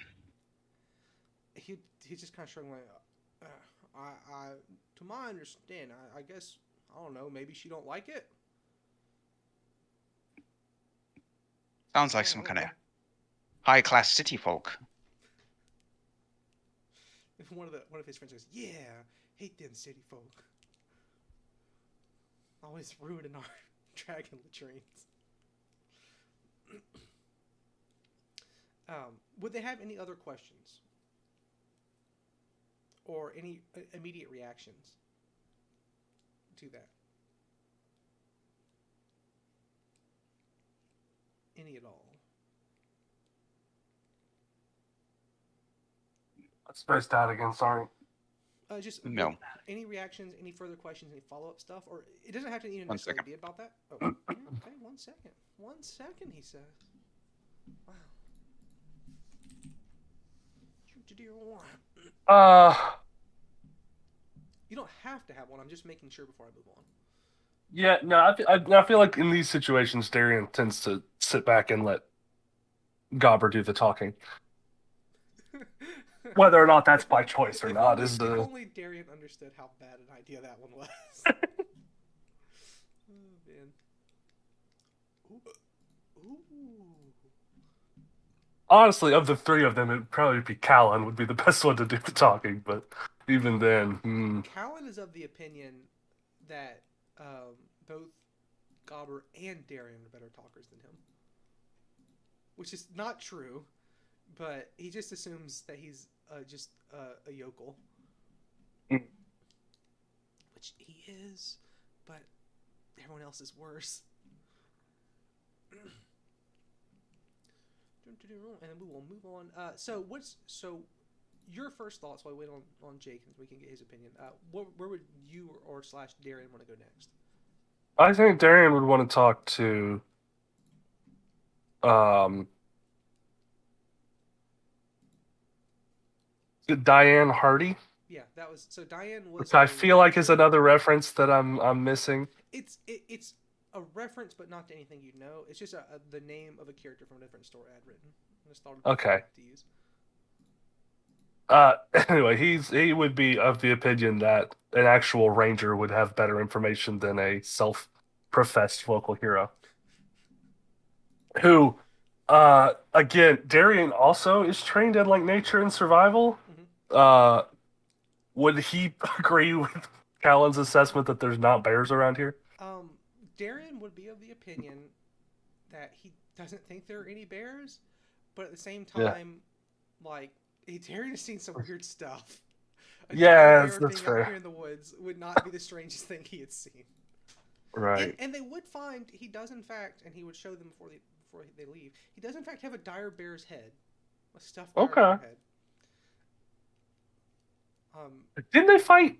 Did they fight or did they avoid fighting a ghoul bear in the first session? A ghoul bear. Okay. That was actually so. Here's a funny little aside while we wait on Jake. That was not supposed to happen until like the second or third session. But yeah, I remember we sort of. You guys just decided to randomly run into the woods. I was like, oh no. Yeah. Oh no! And so I started digging through my notes. It's like, yeah, let's take a. I got to pee real bad. Let me go take a bathroom break. Yeah. I was like, ah! And I found that I pulled up that ghoul bear. Oh yeah. It was planned all along. Good times. I just gotta wait on Mr. Yagobin to get back. I hope that he didn't break his AC again. I'm posting a meme in main court that is it's pretty good. Okay, sorry about that. I hope so. Let me see what this says.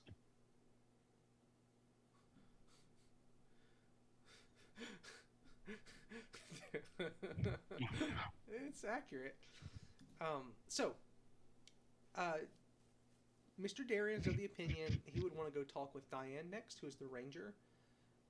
Does Gobber agree? Does Gobber have anything else he'd want to do? Nope, Gobber's in agreement. Oh, and before they left, Miguel would show them a giant stuffed dire bear head that he has. He does in fact have a dire bear head. Was it Do what? Was it realistic? It was a real stuffed head. It was a real bear head. Nice, impressive. He certainly had a real dire bear's head in his possession. Impressive. How did he get it stuffed?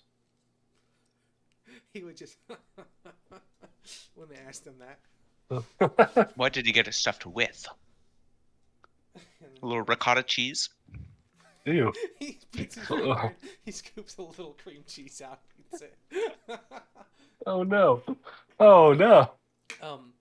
Anyway, so the party would they try and link up with Erina before going to meet this lady, or would they not?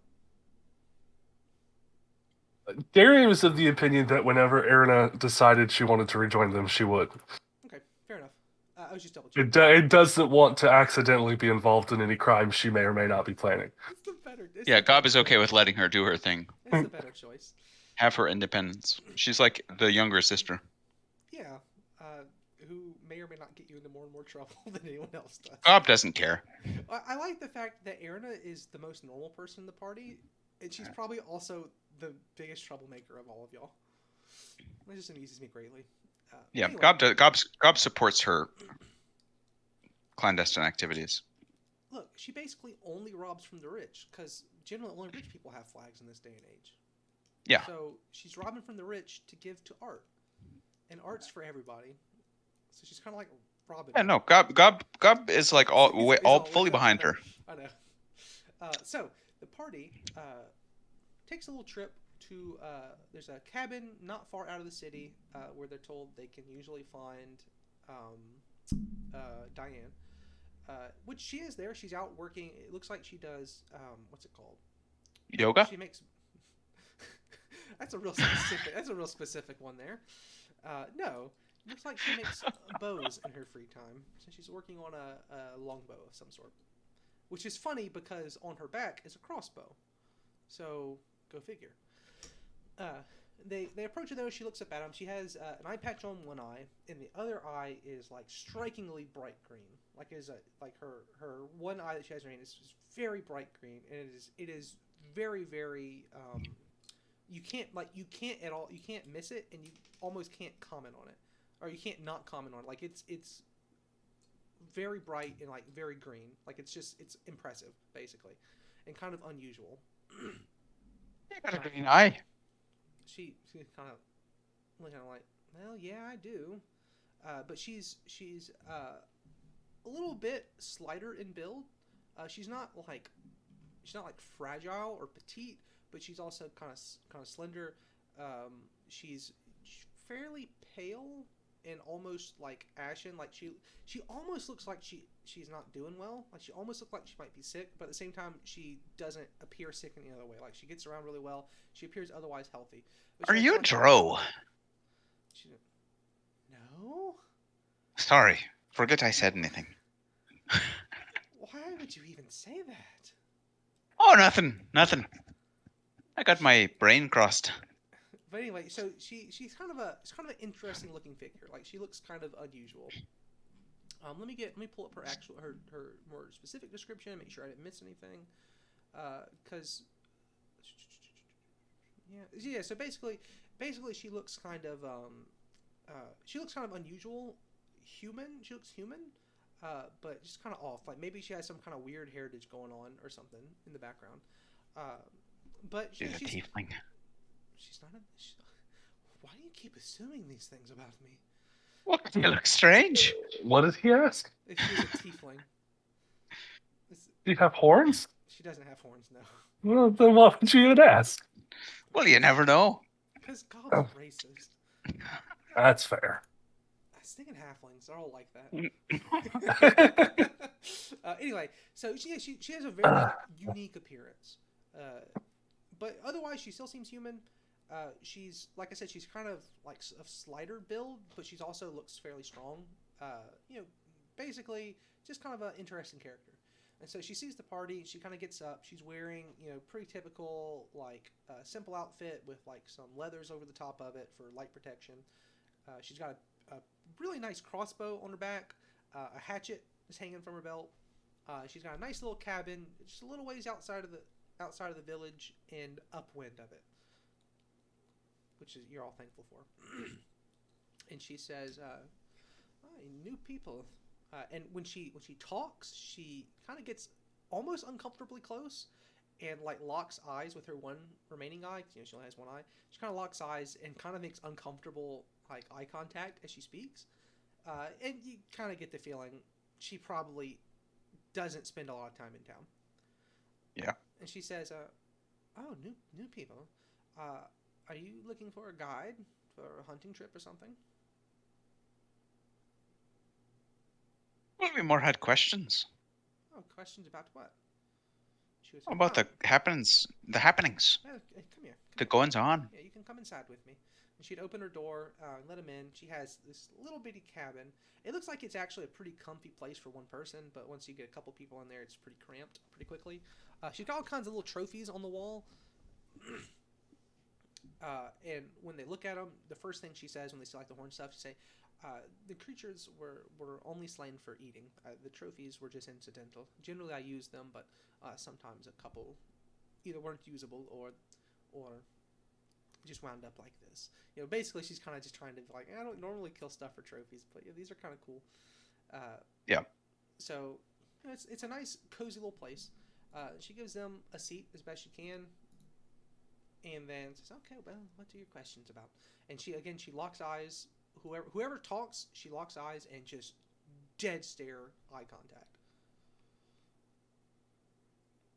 I think she's a Medusa. Well, you're not stoned yet, buddy. So what's the first question? If any. Well, we're looking into two things. Mm-hmm. She nods. For the first is this fuzzy lady called, and the Leshies. I do. We heard you might have information about that. I do know a little bit about that. I've seen a few of those cultists in town before. A couple of them have bothered me. In fact. They've bothered you. Yes, they are. She kind of hesitates for a moment and says, I suppose you could say they don't like women that much. Or maybe they're perhaps easily intimidated by women. In what way? Well, she kind of thinks for a moment. A couple of them have asked me to take them into the woods. They think that's where they'll find this fuzzy lady. But they don't much like it when I give them directions or tell them not to do things that will get them killed. It just gets very insulting. A couple of them threw things into my windows. And by the implication, the things were probably leftovers from the latrine. Yeah, I was about to say dragon poop. How often did they do that? Well, it was just the pair that I took out the one time, but I've seen a couple of them and had to chase them off. They tend to cause trouble, especially out at the shrine. Miss Torbidia there, she helped raise me, so I take great offense when they try and bother her. She's the healer, huh? Yes. A shrine of what?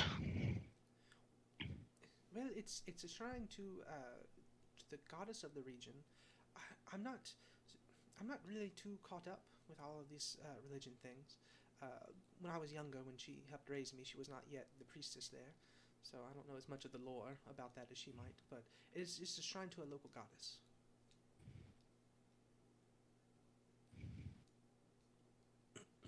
Makes sense that a bunch of cult wackaboos wouldn't take too kindly to a shrine. Yes, I agree on that. Callan would rib Gob and say, "Hey, maybe you should ask her about George." What's this? We heard some things. Yes. Again, she's just From dead eye locked onto him.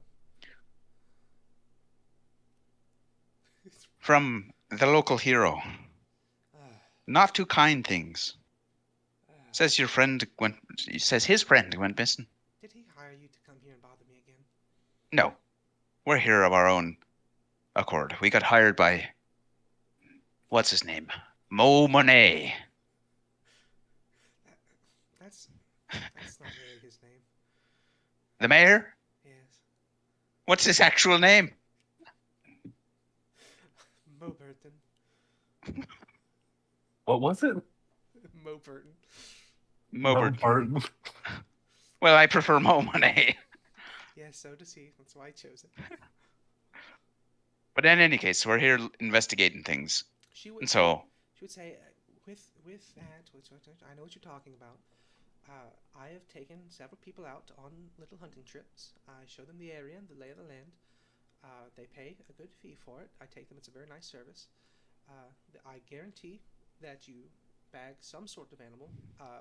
The agreement is that it must be used to eat, and you may keep one piece as a trophy.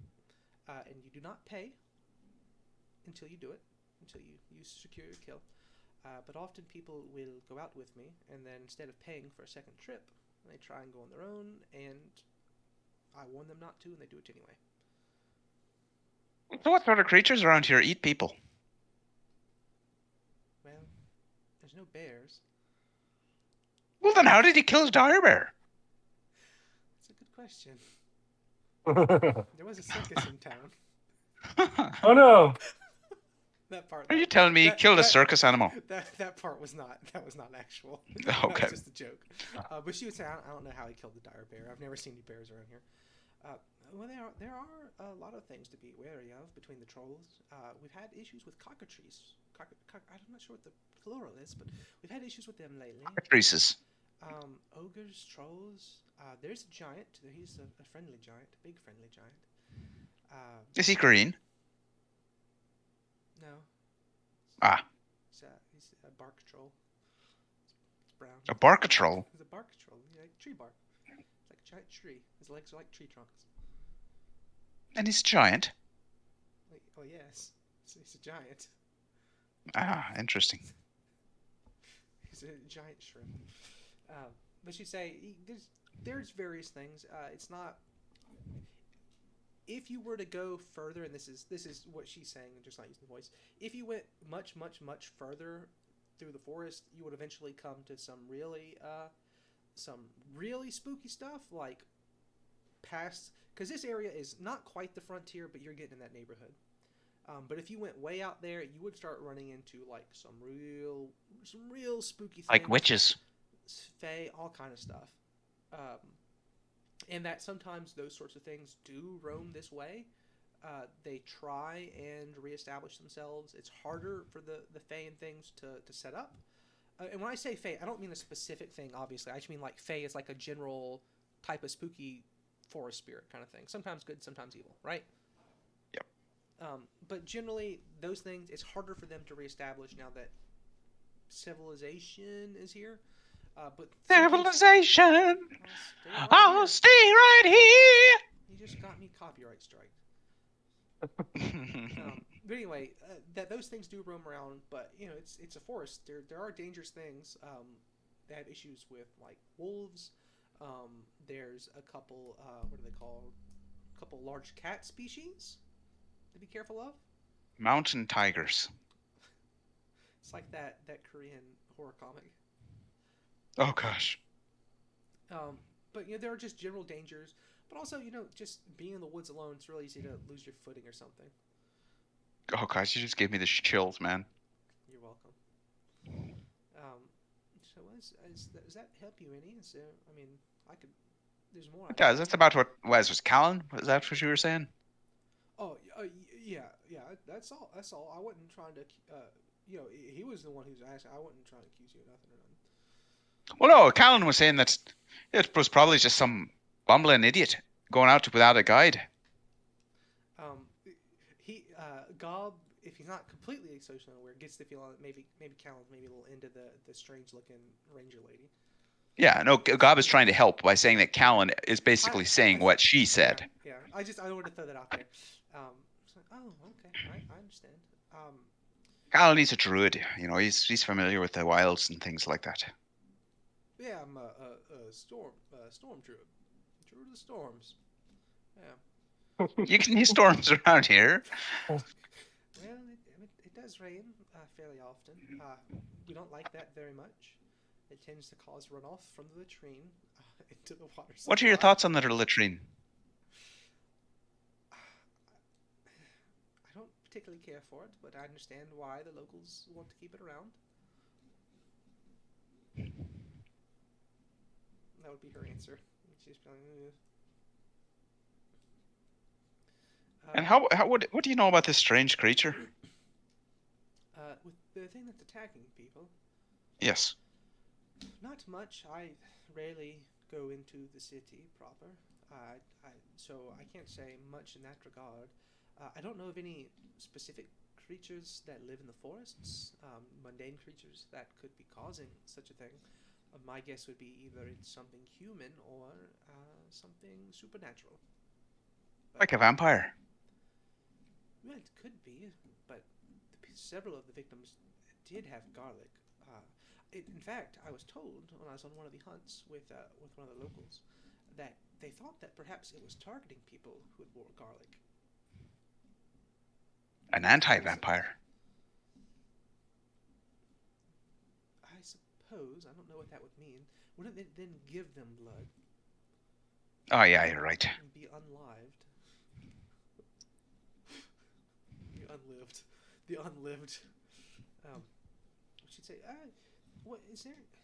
I know that I probably haven't offered you very much help, but if you are looking into this situation, especially with the Leshy, I would be more than happy to aid you,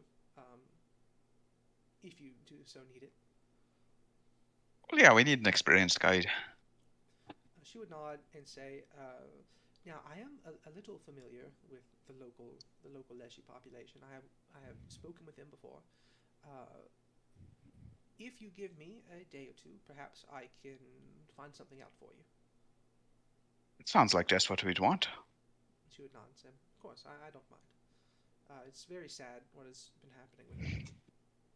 And she would explain that the one thing that did stick around, and strangely enough, she would make a point of saying that this was very odd, that there was always a lot of Leshy around Dragon's Glory. Going back as far as people had settled there, there had always been a lot of Leshy around the city. And generally they were fairly friendly. Recently, since more people have moved in, the Leshy kind of keep their distance because it's boom population. They don't want to mess around. Yeah. But as long as people have lived in this city, there have been a lot of Leshy. Which is odd because even when the forest had burnt down, the Leshy were still here, as if either they somehow survived it, which didn't make any sense because everything burnt down, or they'd come back for some reason to this specific locale. And Callan said, "Oh, that is interesting. That is kind of unusual. I don't know what maybe it's like some underground mushrooms or something around here. I hear Leshy like them things." Fuzzy lady. It's fuzzy like mold. She would say, "Well, do you have any thoughts on what? I mean, the fuzzy lady. What? I mean, you could be right. What if it is a moldy lady? What, do you have any idea?" Oh, that's my going theory right now. It's the moldy lady. Oh no. You could be right though. She said, "Oh, I see." Aaron would prefer that. What about it could be some sort of cat creature? Yeah. I mean, I have considered once that perhaps it was what are those things called? Like from Scooby-Doo and Zombie Island. The creepy cat ladies. And now that do you remember those? Yes, I do. Dear Lord, I didn't want to though. Oh, what are those Fae called with the tiger heads and the upside down or the backwards hands? They're not Fae. Rakshasa. Oh, Rakshasa. Yeah, they're devils. She would comment, perhaps it's one of those Rakshasa things, aren't they Fae? She doesn't know. They're not Fae. Oh, well. They're fiends of some kind. Well, unfortunately I don't know too much, but like I said, I would. Oh wait, no. Now fiends are under the purview of occultism, aren't they? I think so. So, God wouldn't know. And she would say, well, I would recommend, considering your questions, I would recommend you go speak with Miss Torbidia in the shrine. I can take you there if you would like. She would probably know more than anyone else. In fact, I'm not sure why they would have directed you towards Miguel first. That seemed perhaps a bit of a waste of your time. Well, he was the closest one. He's still in town. Perhaps it was some manner of fate's foreshadowing. that wasn't a character. That's just would they want to go do that first, or would they want anything else? So she would take them. It is a fairly good walk out to the shrine, and they can tell as they're going that this is like well used, and like the path on there is well used, and that this was built really, really early. This was built really early. Like this shrine, as they near it, is probably the oldest human thing in this area. And by this area, I mean like a good distance. Like this is a really old shrine, to the point where it looks like it might have been there before the people even lived there. Like something else might have built it. Right? Does that make sense? Yeah. Like that. Whenever this used to be some sort of weird, dark forest, that something else had built this shrine originally. Okay. The people who, and she would give a real basic explanation, is just that the shrine is dedicated to a local goddess who watches over the area. As to what its original purpose was, she doesn't know. Torbidia might, but that's what it's for these days. People are allowed to come every so often. Generally, you have to set like a request because there's only one priestess there, and she can't handle everybody all at once. She does make like healing poultices and stuff that she sends back to the town. So luckily for y'all, Miss Diane here is very close with her, and she said Miss Torbidia basically raised her and is like an older sister to her. Which you guys kind of get, the priestess lady raising the weird looking lady. You kind of get an idea of what Diane's childhood probably was like, since she doesn't mention any parents or anything. Asimar. No, not quite. Would you like to roll? Do you have anything you think might be a relative knowledge check? Religion. Dungeoneering. Dungeoneering. Oh wow! You would learn a little something about the shrine. You can roll for the shrine if you want, or about why it is that Diane looks so unusual, or just giving y'all a quick open. Oh, I don't think I have any relevant. The only thing would be maybe nature. But I doubt that one would really affect anything. You could roll nature, and if you got a really good roll, you might get a little nugget of information. So Darian has that might possibly be related. I mean, again, the lores he has are desert and dragon. Feel like neither of those are going to matter. And then he has nature and survival. So I don't feel like either of those probably. Nature actually, for one specific reason, could tell you something if you roll really good. Okay, I'll roll it, but I'm not expecting much. No, I rolled a 4 for a total of 17. Darian notes with that roll that she is in fact all natural. Okay. He doesn't learn much of anything. He gets a little tickling in the back of his brain. A little tickling, like perhaps when he was younger, he had heard a story that would explain the situation. He doesn't instantly, like, his little tickling doesn't feel like this is a bad thing or a good thing. He just feels like once upon a time he probably heard something relevant to this. Yeah. And we'll wait on Mr. Gobberfink to get back. Wherever he has gone himself off to. It better not be for a popsicle. It better not be interrupting me for a popsicle. Luckily for me, you guys went in what is the optimal order of people to speak to, from least to most useful. So that worked out pretty well. All right. Do you have something that you think might be a relevant knowledge check? No. What are your knowledges? Religion. That's it? And dungeoneering. Do you have anything like nature, occult, survival? No. Okay. All right.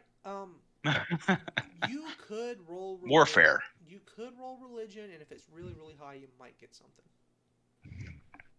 But you would need to roll higher than Michael had to roll. And Michael didn't make his roll. It's a question mark. I mean, exclamation point.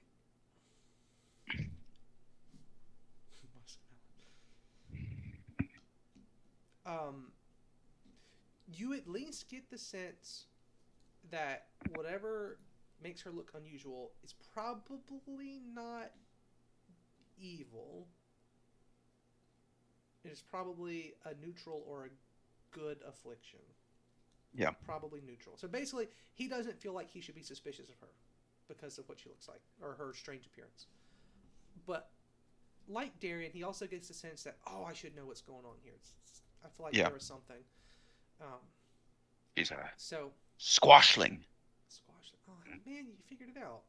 I don't even know what a squashling is. She's a half drone ranger. You just haven't seen her cougar pet yet.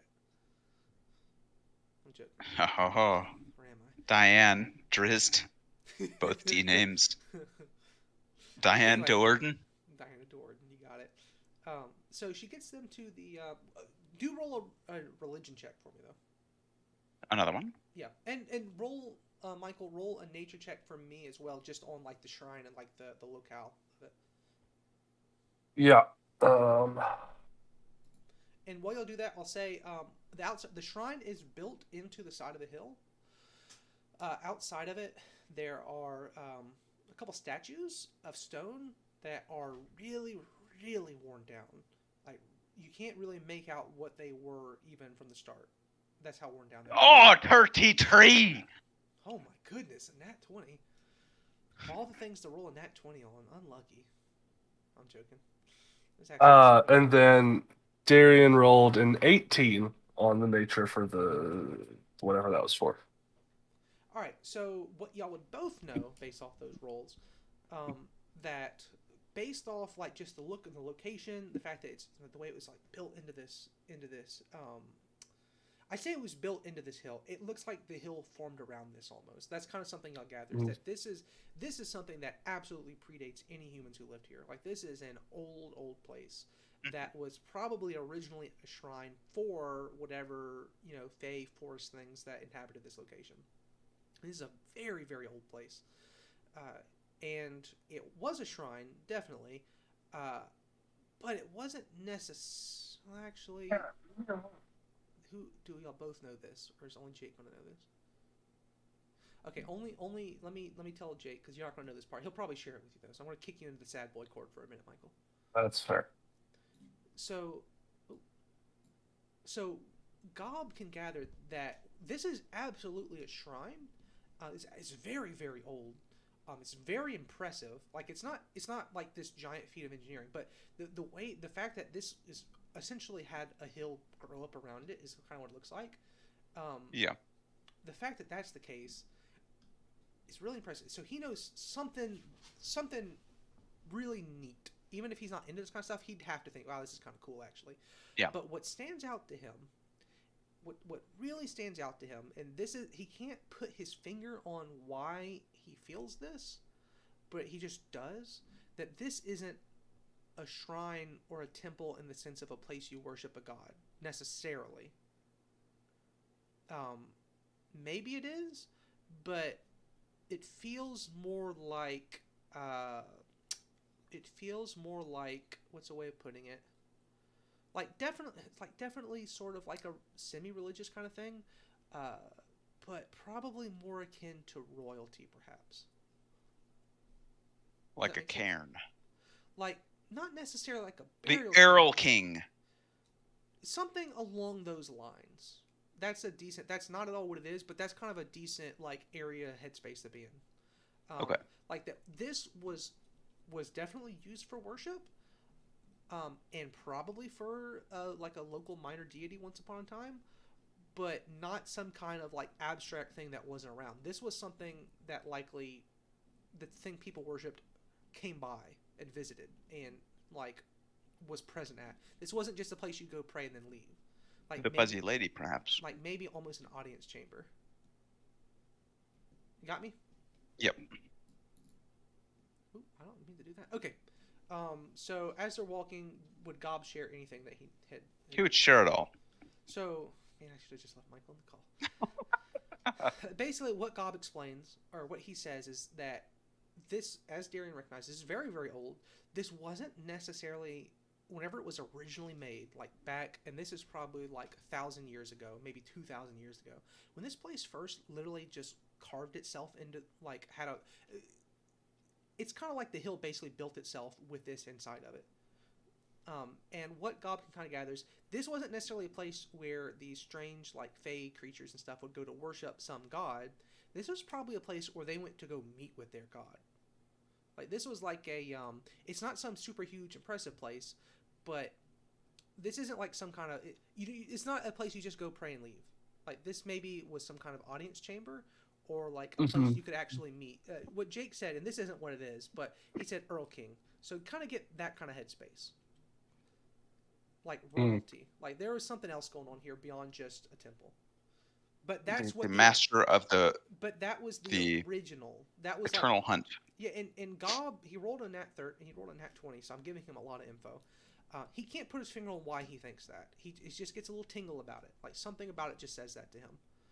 He can't quite pin down why that is, especially when they're only on the outside, and Uh, when they get inside, it's a surprisingly large area. It looks larger than it should be considering the size of the hill. It's kind of trippy like that. Which if you I'm not gonna make you roll dungeoneering, but it's really interestingly made where it has a very light incline so that it's able to look like it goes straight back, but slightly going down, so it looks a lot bigger than it should be. It's kind of a cool effect. But inside, it looks like it could have been a meeting hall, and so Gob kind of feels a little vindicated when he sees that. Like it looks like a place people could have come in, and like people could have come in and met with somebody.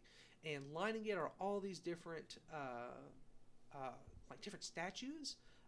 Most of them are in really good shape, like strangely good shape considering how bad the ones outside are. But there's also several of them that are covered with like cloth, like some elaborate tapestries and cloths and stuff. And they realize maybe it's a good thing we didn't bring Aaron with us. Yeah. Um, but it's really conspicuously covered because most of the others look great, but these several are completely covered up, and the it is perfectly formed. There's no struts, no supports, nothing is holding the ceiling up. When the ceiling should just collapse, there's no reason it should be held up, but it just everything is like just this perfect section within the hill, and inside there's like there's plants that have grown up, like little funguses that give like a little bit of light, some kind of like flowering mushrooms that don't even make a lot of sense. Like it's a really interesting place. It looks really neat. It has a very nice forestry vibe going up. And inside there's also like this light green haze, like some kind of incense, they guess. It's very strong smelling. And the last thing that oh, not the last thing, but Diane would tell them, hey, she burns incense all the time. It's some kind of weird local mixture. I don't like it very much, but it's just a religious thing. It smells kind of funky. You'll get used to it. And towards the back, there's like a small little hearth, and a woman stands up and starts walking over to him. And they probably had expected this lady to be kind of older, but she's not. She's actually only like 15 years older than Diane, and Diane's only like 20 or so. So she's actually not very old. She's fairly young considering what they probably expected. She's very slender and slight of build.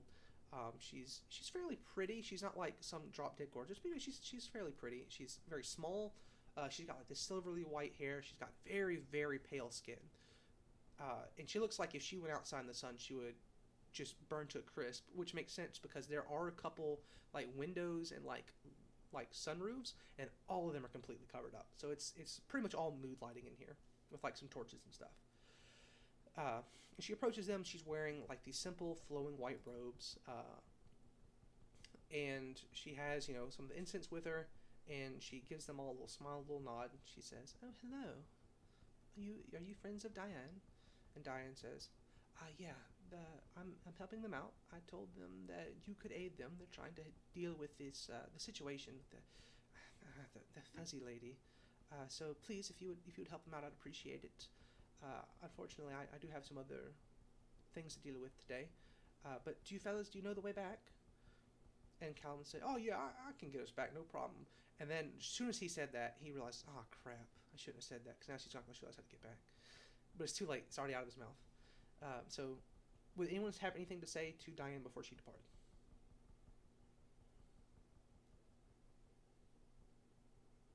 and there's the nice. Thank you for your help. She'd give a nod, and then depart. And Miss Torbidia would gesture them over. She has like some cushions that they can all sit on the floor, and she would say she has a very soft spoken, like wispy sort of way of speaking and all. And she would take a seat and get them to sit and say, "Well, I understand that this has been a difficult situation for the locals. I have tried to help them as I can, but please, if you think you can deal with this, I would love to aid you. It's very sad what's going on to all these poor men and women. Well, that's what we're here to do. And she would nod. Help deal with it. And she would say, well, where would you like me to begin? I perhaps do know something of aid to you. We're still gathering information, so we don't really have anything specific to start with. She would say, then I suppose it wouldn't hurt to tell you my own theory. Can you hear me properly? Because I'm kind of talking really soft. Yes. So I suppose it wouldn't hurt to just tell you my own thoughts on the situation. Now again, I spend almost all my time here. I can rarely leave. And she would kind of gesture herself. She's very, very, like, she looks like if she stubbed her toe, she'd break her foot. That's what she looks like. This is the priestess. Okay. Tordelia? Torbedia. Torbedia. Oh crap! I almost spoiled something humongous just now to make a joke, and then I realized, oh crap, they don't know that yet. Okay, it was something funny because I'm bad with names, and there was another name that I came up with, and I almost made a joke about the other name. And but I didn't do that. Oh, hey, that's how I spelled it. Good job. Easy. Same. And she'd say they can just call her Dia if they want, but Torbedia is more fun to say. But anyway, she'd say, then I suppose it won't hurt for me to tell you my own theory on the situation. Now, I'm not an expert. I do know more than many of the locals. But, I've not interacted as much, so don't take this to be certainly the truth. This is just what I would assume about it. The first person to couch her theories in that. It's just there's personal theories. So she would pause a moment and kind of collect her thoughts, and she'd say, well, it goes back to what happened to this forest before it burnt down. I've studied for a long time. I have communed with... and she would pause and say, oh, do you even know who this shrine is dedicated to? Nope. And she would say, it is towards the goddess Marcelia, who Gob would know right off the top of the head. That is a local goddess. He's kind of surprised they would worship her here. It's kind of unusual to him. I'm assuming Gob's going to relay this. So I'm not going to go through the trouble of saying it twice. Yeah. So it is it's a local goddess in the sense that this area, it's like saying that a local goddess that's worshipped in the Florida Panhandle is a local Mississippi goddess. Like it's kind of odd to him that there would be a shrine to her here. It is a little bit out of the way. But at the same time, he's heard weirder things. Religion travels. But she's primarily a goddess of like liberation and liberty, kind of like a free-spirited kind of thing, and is most primarily known for being like the inspiration for several smaller revolutions in the area. Mm-hmm. Any questions on that? Because Gob would know a decent bit. Nothing yet. And then this will be something I'm going to send to you inside.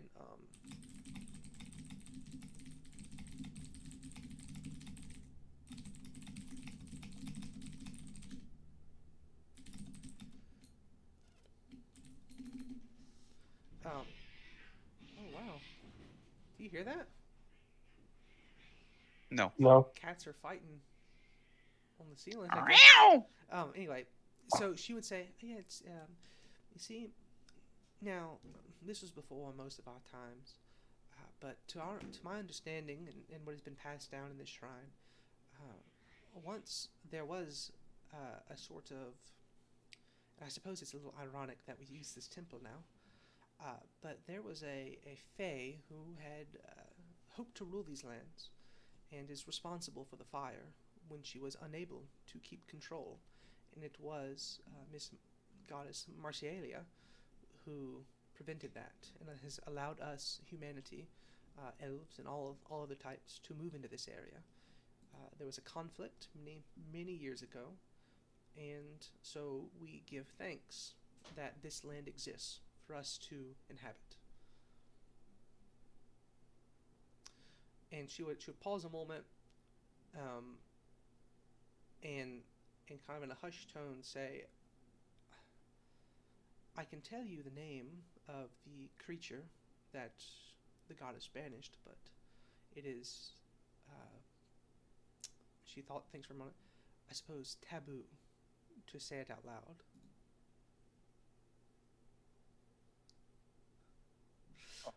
I ain't afraid. She would nod. Was Darian afraid? Arian's just hoping it's not a cat. She would say, well, the creature was named Cenaria. She was a vile thing that is part of why these woods were once so feared. And when she could not keep it, she did away with everything. Seems like a bit of an over reaction. Yes, I would agree. But that it was a creature far too powerful for anything less than that goddess to deal with. And so if I were to give a supposition on the matter, I would assume that that is where you should start. So, in essence, without the voice, so everything's crystal clear, there is a conflict, supposedly. Now, again, this is the story passed down to this priestess lady after Lord knows how long, that there was an evil fae who tried to rule the place, a human goddess, who Gob would have already said, or maybe not said because he doesn't want to be rude, but would have realized is not really native to this area, struck down because when this fae couldn't rule everything, she was going to burn the whole place down. Yeah. So she would say, so perhaps that would be an avenue for you to explore. It would explain several things, I believe. I know that the story spoke of her as this. She pauses, doesn't want to say the name again, and there's like almost like a disgust on her face when the name comes up. There's this thing. Senilia. Let's call her Senilia, because she's senile. Well, hopefully she's dead. Hopefully. And again, like there's some venom in her voice when she says that. And this seems like a really, like as far as you can tell, she's like a really nice lady, and there's some venom in her voice when she says that. And she goes, perhaps you can look into that. We don't know quite how that creature was disposed of, or if she was slain. And those legends say that she was quite beautiful. It makes sense why all these young lads are so enamored.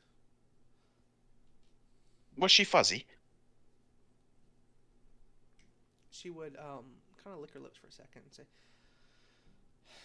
I'm afraid I can't answer that question with any sort of certainty. Well, it does seem like the best lead. She would think for a moment and say, I have some occultic books, and histories of the area, perhaps, if you would like to look at them.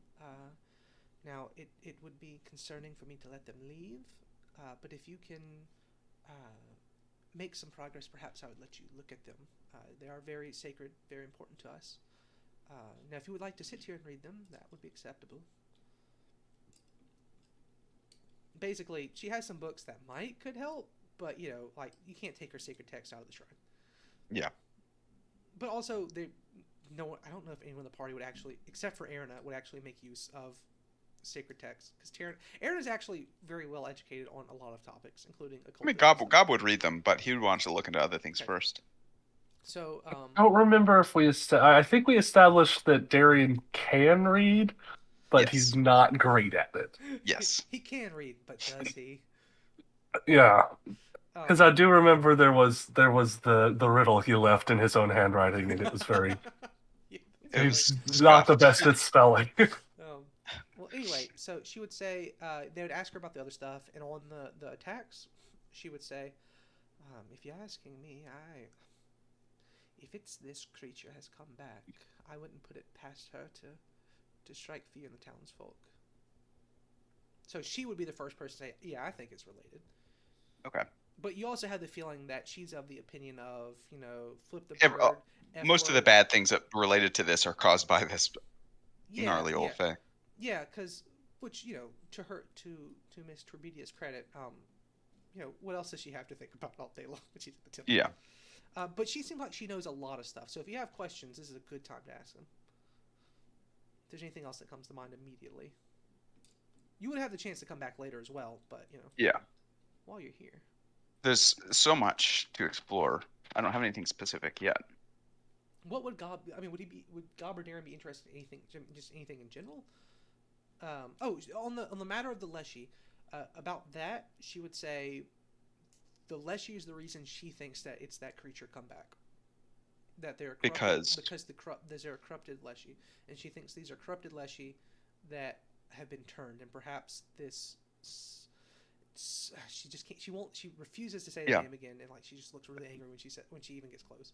But because of that creature, Stinknaria. Even when you make a funny name, she just looks uncomfortable, angry about it. Okay. She would say that would be the last one God would do. Basically, what she would say is that a lot of the Leshy were subjugated by this woman.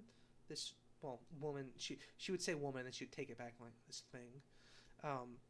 That they were subjugated, and that's probably what's going on. That's why she thinks that's what's going on, because they're being corrupted, and she says that's what's corrupting them. That's the only thing that would make sense.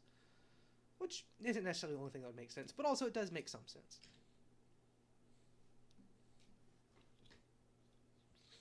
So would there be anything, not even necessarily about this, you have this really interesting old temple complex. Is there anything about that y'all would want to ask about? How did she come to be the priestess? Yeah. She'd say, well, I've long been a healer here. And this place once was a hereditary position. They passed it from mother to daughter. I was not kin to the last person to run the place, but I was very close with them. And the previous priestess, when she passed, had no children, and the spot was vacant, and there was no one better to fill it. At least that's what I was told. And so I accepted the position.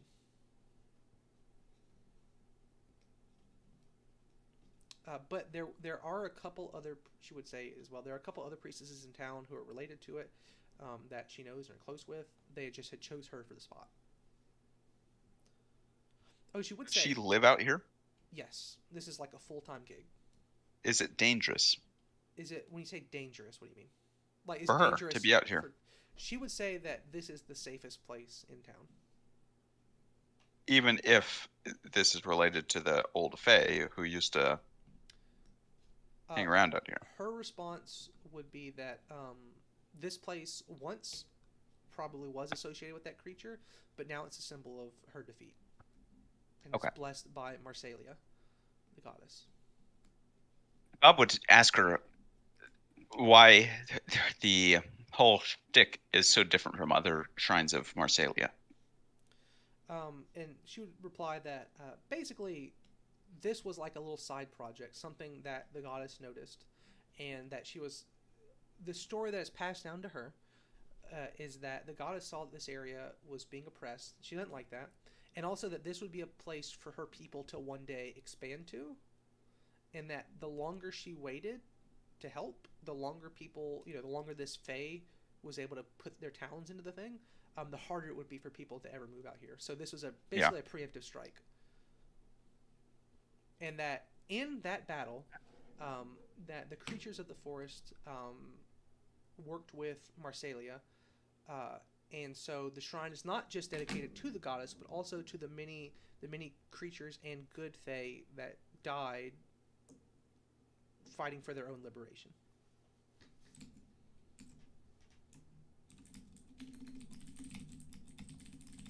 Okay.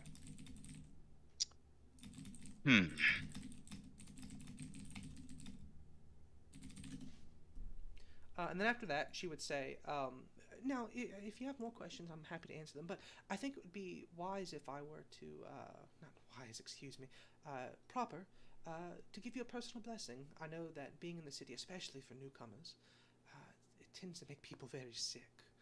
And be much better for you. Well, I can't smell anything, so that's an advantage.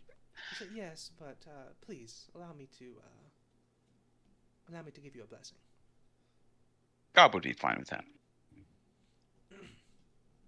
Would Darian be okay with that? Yeah.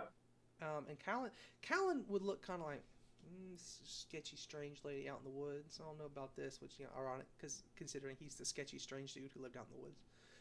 But he knows his own type. But Yep. he would agree. So as part of the blessing, she would ask they all kneel and bow their heads, and she would put her hands on their their shoulders, and then like on the side of their face, and she would say a little prayer. Are they all cool with that? I assume so. Yes. No one's gonna get mad about being touched. So she'd do that, and she'd say a little prayer for each of them, and then she'd give all three of them like a little vial of like a medicine, and she'd say, "Now, most people do wind up getting sick. The blessing tends to help, but more important than that, the blessed water is a little more useful." And so she'd give that to them and say, "If you do feel ill, take this and you'll feel better." Oi, there's some susness going on here, man. What's that supposed to mean? I don't know, man. I'm just getting an itching. So she'd give them that, and would there be anything else they'd want before they depart? Not that I can think of. Okay. Well, she would thank them and say they'd be welcome to come back as long as they're working on this, especially as long as they're trying to get, to solve that issue. Yes. And the party was allowed to leave. Callan could lead them back, and as they're getting close to the city, they have some time to discuss the situation. So, what would their thoughts be? Callan would be like, "Oh man, why couldn't it just be like I don't know, kobolds again? Except just normal kobolds who just was like trying to steal people's butter and stuff. Why has it got to be all this nonsense?" Well, if it were easy to deal with, then anybody could deal with it. They could have old Mario Miguel deal with it. Yeah, I suppose. That's you got to call in the Weasel Warriors for the big problems. I still don't think we agreed on that name. Well, no, the Weaslers. Iggy gives a little. And Callan said, "Well, what's your fellas' thoughts so far? I don't know nothing about this weird shit. Like you folk, I don't know how y'all live like this, God, with the dragon poop and stuff. Is this what it's always like when you come to these big towns?" No, this is very strange. Oh, so this is just a weird one. Okay, well, what's you guys thinking so far? Because I ain't got no ideas. I'm a bit lost myself. Oh, fuzzy lady, you got. I still think it's a mold lady. Well, she's got a nice fuzzy dress on. Nobody makes dresses out of fuzzy things. You make a coat out of fuzzy things. Well, I don't know. It could be a giant cat. Let's not go there. And the best But if it is, then you'll wallop him. The best part Darian. is that Erna and Darian were never quite able to put into words why they don't like cats anymore. Because they could explain what they saw, but everyone thought it was either a joke or like, that's not scary. Erna saw it as well? I don't remember that. So Darian agreed to be the one to like throw the thing or whatever it was. Yeah. But as he did it and saw it, he turned and looked. Everyone else had their eyes closed. He saw Erna had opened one eye. Because she couldn't help herself. She had peeked. And so y'all had gotten as a reward a tankard that's always full. Like it fills up really quickly. So you can basically have almost unlimited beer. It's just, only average quality. But right after that happened, him and Erna drank the most of anybody. That was like one of the things. Is they both just went down on it. Yeah. I know he has a thing now. He has a ability called Crazy Cat's Eye. Which is the +2 perception, -2 intimidation, diplomacy, and deception checks against allurophiles, which are people who like cats. I gotta remember to incorporate that later. But anyway, Callum would just say, "What's you guys' opinions?" And this can be out of character, because I know Jake was shouting about some nonsense. Yeah, so like we have a bunch of information, but I don't know how we would. It's really hard to link it all together. Yeah. But I just want to know where y'all at so far. I don't know. Gob's ravings are basically where I'm at. I still think it could be like a fungus fleshy lady. Yeah, I feel like I think Darian would probably be thinking the leshies are probably the best thing to investigate next. Because they're a physical manifestation, right? Yeah. Like they're a physical problem. Yeah. they are. So Or try to find some of the people in the cult, but he doesn't know how easy that would be. Yeah. see, luckily for you guys, we have a path forward. We just hadn't got there. We're about to get there. I just wanted to see, just kind of gauge where you guys are at so far. Yeah. Before. Let me get a popsicle before we continue. What kind? Probably lime. All right. So here's real quick before you go. Real quick before you go. Yeah. So, if you guys are up for at least another hour, I'm thinking 10 would be the latest I'd want to go. All right. Depending on so you don't have to be because I can just set up what's going to be the next big thing. So I want to know what you guys want to do. Because here's I know the you're thing. sick. Well, I am sick. I also was basically asleep until 5 p.m. So I'm not going to be going to bed anytime soon. It's true. I don't think, even though I do a new job tomorrow. So basically, the thing that we would have is there is a happening that will happen literally the next thing we're going to do. If you guys are game to do that, it shouldn't take very long, but there will be a plot setup thing afterwards. Because, that's how it works. Yeah, I feel like I'm probably good to go. Are you good, keep Jake? going. Yeah. All right, quick. I'm just going to use the bathroom, and I'll be back in just a second while Jake gets Okay. All right.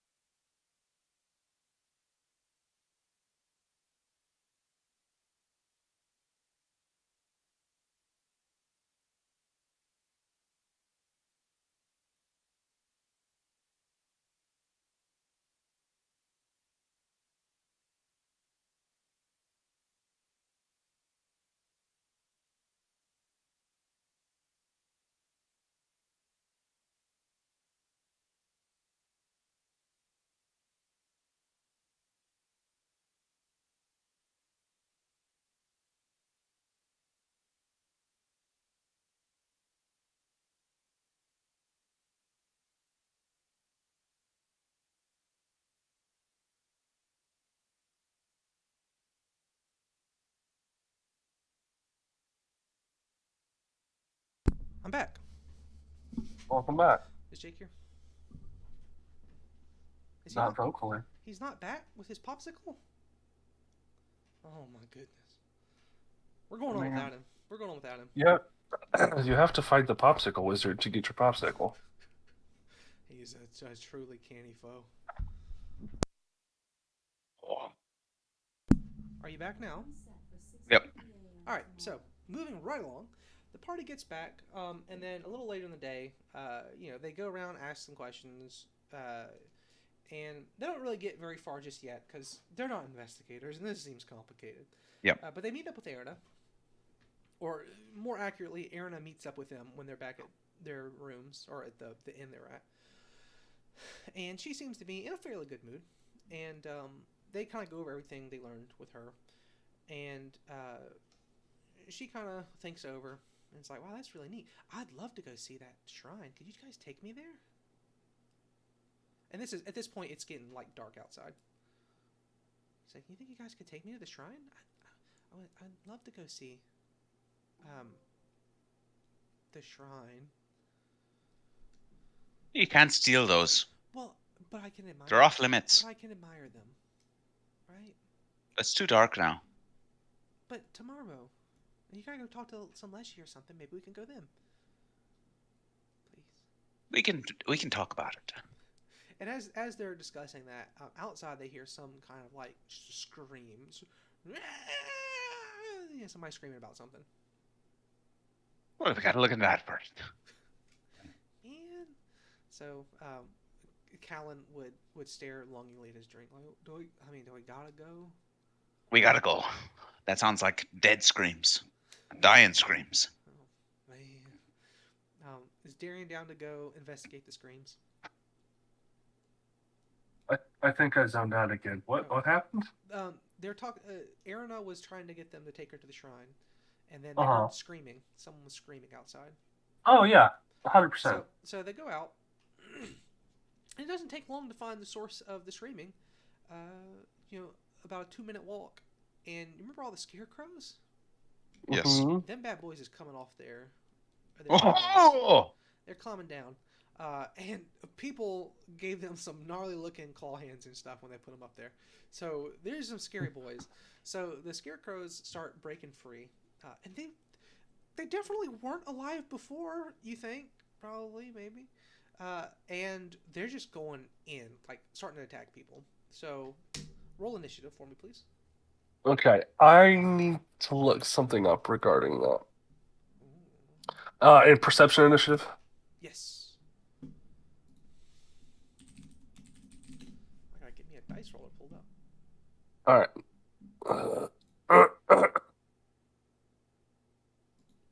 Okay, just +2 bonus.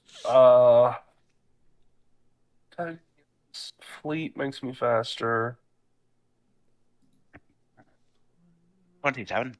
27. Type it in the chat for me, please. If you hadn't already. Oh, it is. Okay, hold on.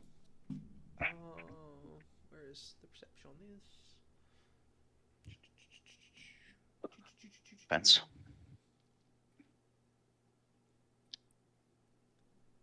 Oh, where's it at? Where is it? Offense. Offense?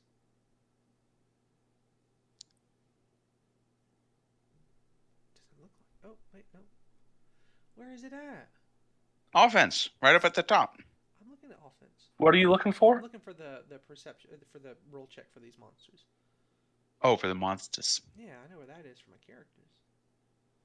Reflex, will, fortitude, HP. Well, You're looking for their initiative? yeah, or the perception. There it is, right there. Okay, there it is. Yeah. Um, I don't remember what half of this stuff is. Okay. Um,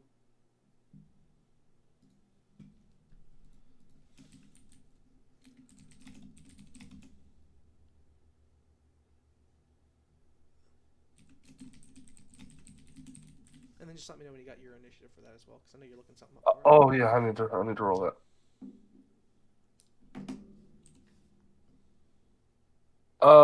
Initiative. Perception is +13. So, and then it gets a +2. So that's a 22 for Darian. Okay, actually worked out quite well. So what happens? There's several scarecrows are broken free, but there's a couple that are going your guys' way. And gal. About 4 of them in total. And they start headed towards you guys. Erina gets to move first. And this is just going to be a quick... well, let me see. Okay, it's 3. It's 3 of them. So Erina gets to go first. And Erina would just kind of like move off to the side and hang out there, draw a weapon, basically waiting for them to engage the tankier people first. So what would Gob do? And you can assume that you're within 1 move to get to them. This is just a simple little... Are they? I will say I am working on actually having a dungeon grid and stuff for some dungeons I have in mind. Are they? Uh-huh. Undead. Religion check. Roll the religion check.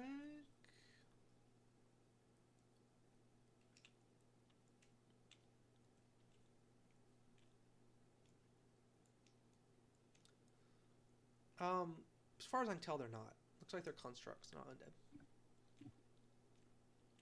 They are, from the rules anyway. These specifically are constructs. They're not undead. So that would be an action for him to recall knowledge. Okay. Then he will Cavalier's charge at the nearest one. All right, roll it for me. That was okay. That's nice. That's a crit. Because a crit is 10 over, right? Or yes. 5 over? Yeah, that's definitely a crit. So roll your damage. 17 damage. 17 damage. Let me do. Oh my goodness, I'm gonna need some.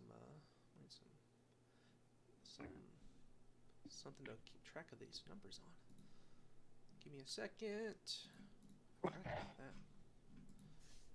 So 3 scarecrows.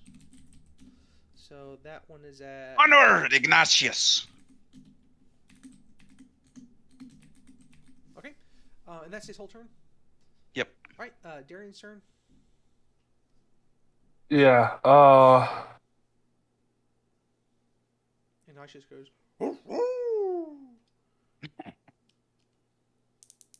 Okay, so that's what that does. I'm sorry, I'm looking up a couple different things. Because it's been a while since I've used Darian. People.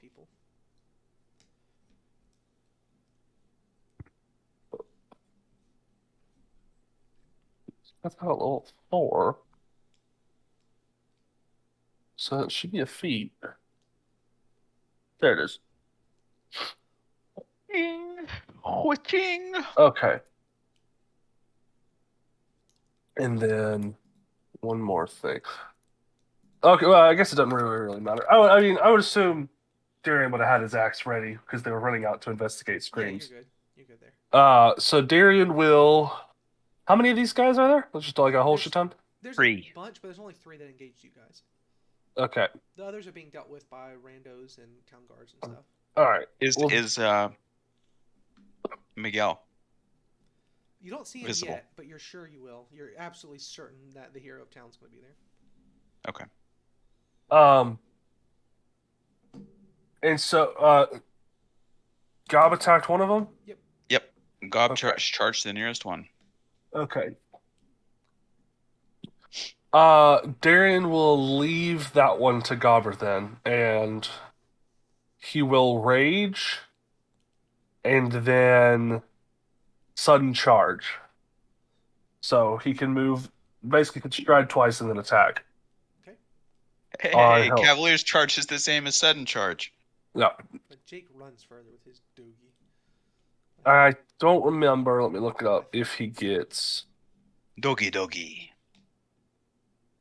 Happy dog.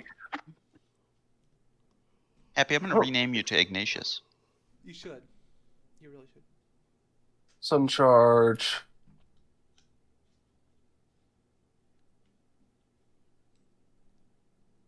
Okay, Happy, yeah, you just try twice summer and attack. shave. So it'd be the same if he just moved and attacked. It's just, but you know, yep. I like using sudden charge. So, yeah, I guess he'll move towards whatever the farthest one is, and then so that then they can pincer him. Okay. And then he will swing with his axe.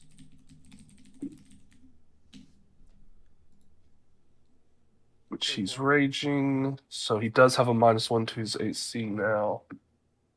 But pretty sure that's gonna hit. 33. 33, that's a crit. Okay. So crit, you double everything basically? Yep. Yes. Okay, I'm gonna D12. Do you roll 4? Like, do you roll all of them, or do you roll twice or roll normal and double it? I think it's up to you. I'm not really sure. I rolled twice. Yeah. Okay. So for me, it'll be 4 because it's a 2d12. 6, 13, 18, 24 plus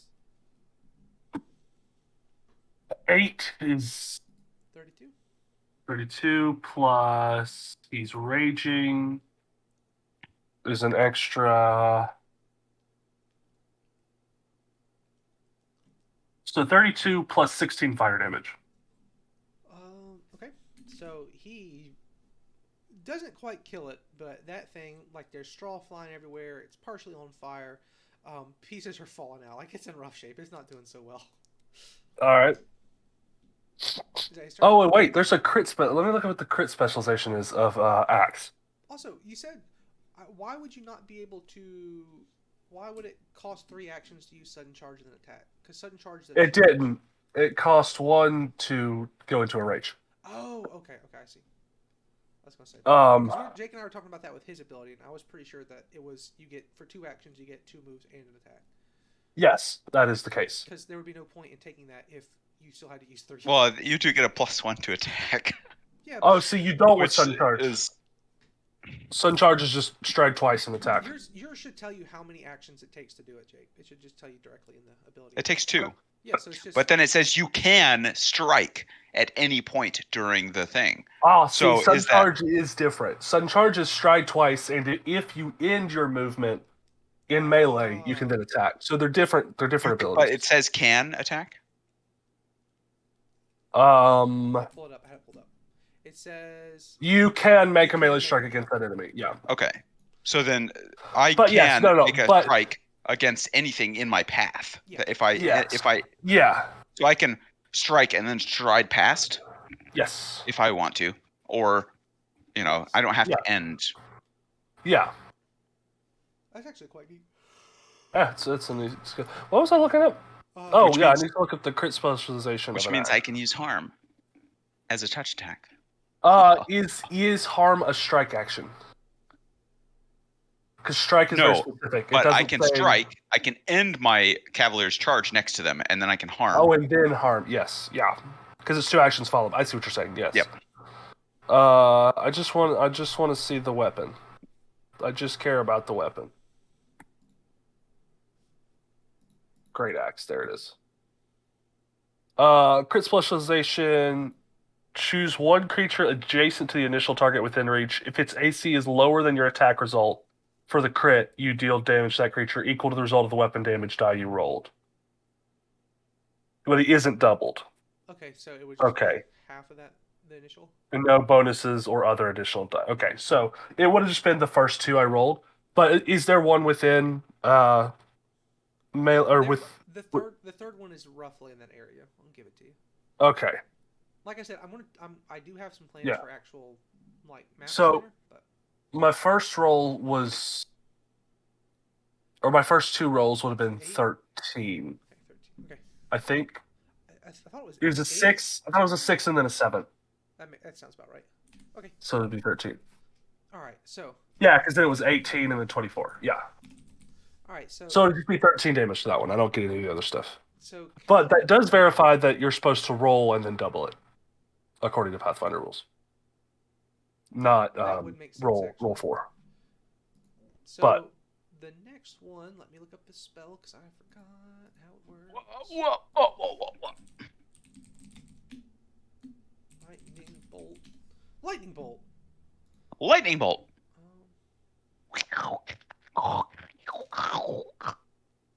So Callan would just move to get an angle, and he would do fancy hand motion like lightning bolt, and he'd launch a lightning bolt at the one that Darren had hit and wounded, and that's going to do how much damage? Okay, it's going to do. Is that enough? Okay, so the lightning bolt actually spears that one that Darren had almost completely killed, and does just enough that it turns the rest of it into cinders, and the thing collapses as it falls to the ground, smoking. So that's one of them's dead. And then the scarecrows attack back, and roll this really quick. Where is? Okay. And then that Who is- built these scarecrows again? Just random townsfolk. The mayor had said some person came into town and said, "Oh yeah, scarecrows would keep them out," and so it was just like a thing that people did. These didn't like appear overnight. Like, anyone could. People would be able to verify when asked later, because we're not going to get to it tonight. That this was just like a bunch of people got together and did it, like in public. How did they put together construct scarecrows? Maybe they weren't constructs at Uh-huh. first. What's Gob's? What's Gob's AC? 24. Ugh. Oh crap! It rolled 22 and 22, and then his final roll was 21. trying to hit. Ha ha ha! Well, that's too bad. So that one missed. Does there anything else it could have done that I just?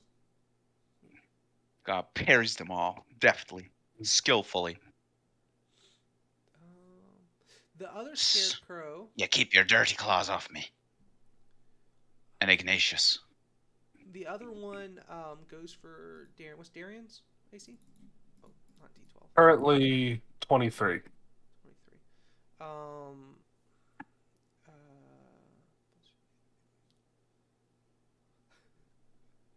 Well, this one actually got a crit when it started attack. Well, it rolled on that 20, so it hit. Wow.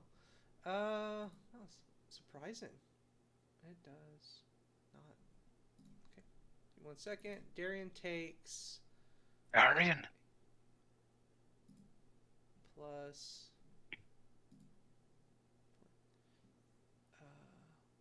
Hold on. Darian. Oh, and he got temp HP. I need to note He that takes down. 32 damage. Okay, Whoa. so It crit. 32? Yeah. So 32 minus level plus con is 7 plus 4 is 11. So 32 minus 11 is 21? Yes. Do Okay. you have 11 damage resistance? No, he has 11 temp HP from raging. All right. So And I forgot to add it on. It is. Also, the Oh. the axe changes, and now the skull looks like the scarecrow's face. The scarecrow can't speak, but you can just feel the. What does that mean? I had to bring it back. So it is Gob's turn. Plus 6. So it's Aaron's turn. Darian is not under 100 HP yet. Yeah, I was gonna say he probably didn't even feel that one. I looked at your HP value earlier, and it's a lot. It's a chunk. It is a chunk, but It's like a 6. Darian's a beefy boy, though. He's a beefy boy. So Erina jumps out of her hiding spot behind the middle one, which is still within engagement range of Darian. So she does at least get to get it flat-footed, which is nice. And then she's going to attack, so she has 2 attacks left. And that's going to be... Well, actually, that might still have hit. Well, Erina rolled double 3s, so Erina doesn't do anything. She's useless. It's Gob's turn. She's useless. She's kind of scared. These are scary things, and they're a ruination of good tapestries. They're not really tapestries, but you know. You could Gob will make an attack. Okay, roll it, please.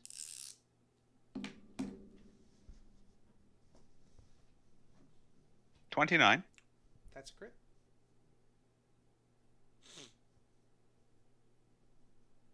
$14 damage. Okay. Then he'll attack again. Okay, roll it. 20. That is a hit. It's not a crit, though. 11 damage. So 11 plus 14. Okay. 25. And then he will harm. Do it. Harm it.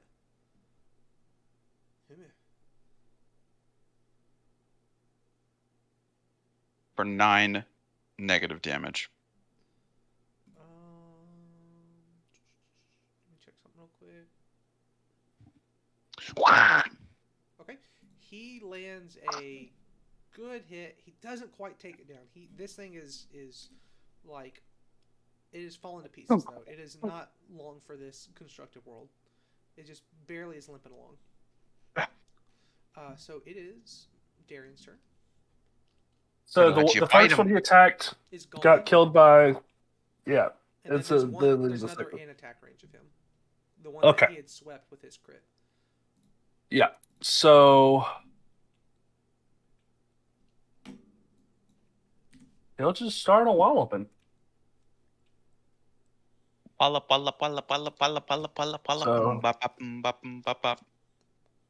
Is this is the one that just attacked him too, right? Yes. Yes.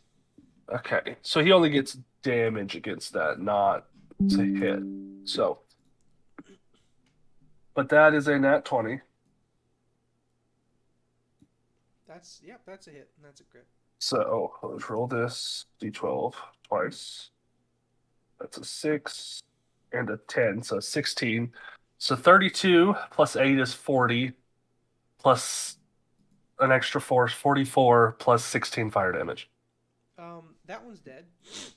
Okay. It is very dead. Oh my that gosh. Almost one shot it.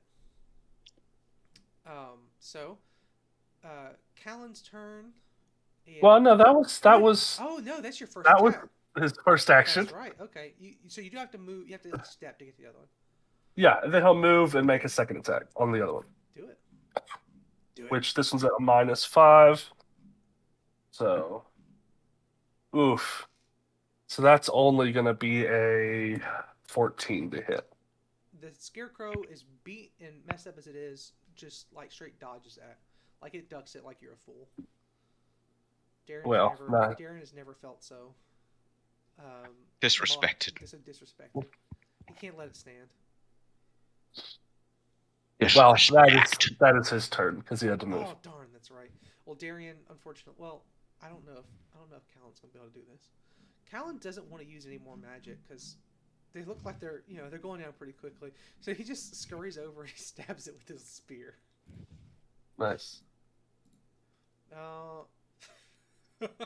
He rolls a nat 1. He misses. It just dodges everything he does. So it's pulling a this is a very see what happened was it's got so many holes in it from when Gob hit it that it's hard to actually hit it now. You keep going right through. It's just empty space everywhere. Yeah. So the Scarecrow attacks back, and it turns to Callan because he seems like the least threatening and the easiest one to hit. Let's see. What's Callan's AC?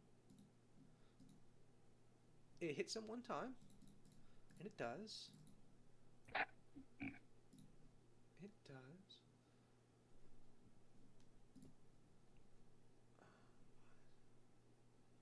It does 12 damage to Callan. So Callan gets hit a little bit. And he goes, ow! And now it is Erin's turn. So she just moves a step or two, whatever it takes. She gets there, and so she'll strike 2 times. That's a hit. How much damage does Erin do? Can she redeem herself? That is... Okay. As soon as I find the... Alright. She does 1 damage overkill of it. So she manages to come by and slap it in the back and kill it with their sword. And so they're all gone. These terrible, terrible creatures. Their remnants are on the ground though, and might be useful to look through. But at the same time, they can see the rest of the town is slowly starting to kind of get a handle of things. The guards out. Yep. The crypto tip this week. Oh, that's true. The town guard are out. They're not the most effective fighting force, but in mass with spears, they're doing some work. And Crypto crashed? Always. It always does. Oh, thank God. And as the scarecrows are slowly being dealt with, a lot of them start just collapsing as if they're no longer under any power anymore. And as the last of them are being swept away, the party sees Miguel walking through the town, looking completely and utterly unsullied. He's not been bothered, it seems, or accosted. He's got 2 huge scimitars, one in either hand, and he's got them held underhanded and reversed. So like the blades are... Yeah, it's exactly what it sounds like. He's got them underhanded and reversed as he carries them. It looks really cool. It's the coolest thing you've ever seen. Wait. What kind of swords are they? Scimitars. Oh, okay. Yeah, he's got 2 of them. I was just picturing like a long sword. It's like, what does reversed mean? As if they're already under it. No. So he looks like a fucking moron, is what you're saying. Yeah, and his sleeves are all cut up. By himself, I'm assuming. Yeah, by himself when he raises his arms and actually cuts his sleeves open. But he just kind of passes on by. He isn't actually fighting anything. He's just looking cool, and like a couple people are like cheering as he goes by and stuff. And Erina kind of hunkers down and starts picking through one of the skeleton or one of the scarecrows. Yeah, Gob will hop off Ignatius and then start poking through the scarecrows. So Erina grabs a couple things. You could maybe roll. Do you have any magic related knowledges, either you guys, or skills? I should have looked at this before, but I forgot. Any at all? No. Luckily for you, that's what Erina's for. Erina O'Hare. That's what Erina's for. Okay. Everybody's favorite bunny girl. I don't know if you guys remember. Her name is a reference. Yeah. Okay, good. Oh wow, she rolled. When are you gonna finish that one? I've been thinking about streaming that again. Actually, that game is great. That is on the agenda. So luckily for y'all, Erina rolled a 30. So she picks through. She picks through here, and she grabs this this what looks to be some sort of like shriveled organ or something. Like a heart or liver or something. None of you guys. Well, Darian actually knows about. Well, Darian probably doesn't know that much about healing. He just knows how to make it not hurt so much. He knows how to put dirt in the wound to make it feel better. Yeah. But she pulls out. It looks like some kind of like old like internal organ of some type, and there's carvings on it, and it radiates some kind of foul energy. And she kind of in a hushed voice says, "Hey, this is some like nasty occult stuff." Well, there's a cult around here. Yeah, and well, it is. And she kind of gestures close, like, it does look like fey magic. Yeah, like old timey spooky forest, witch in the woods kind of stuff. And she like shows there's like connected with that, like which had broken off when the thing died, were like some what are they called? Like some different bones and things tied together, like some little fetish kind of stuff. It's like, yeah. This is some witch of the woods kind of stuff. I don't like this. And yet It's the Fae. And yet, roll perception for me really quick. Both of you. Perception? Yeah, perception. 16, nat 1. Perception 26. And if it involves cat people, 28. Luckily it doesn't this time. So Darian notices. Let me just type this to you because Gob doesn't notice it. But yeah, Erina's like, wow, this is spooky. I don't like this. This is spooky. Woo. She's like, yeah, I don't know. This isn't good. They were right. Maybe it is some kind of weird fae lady.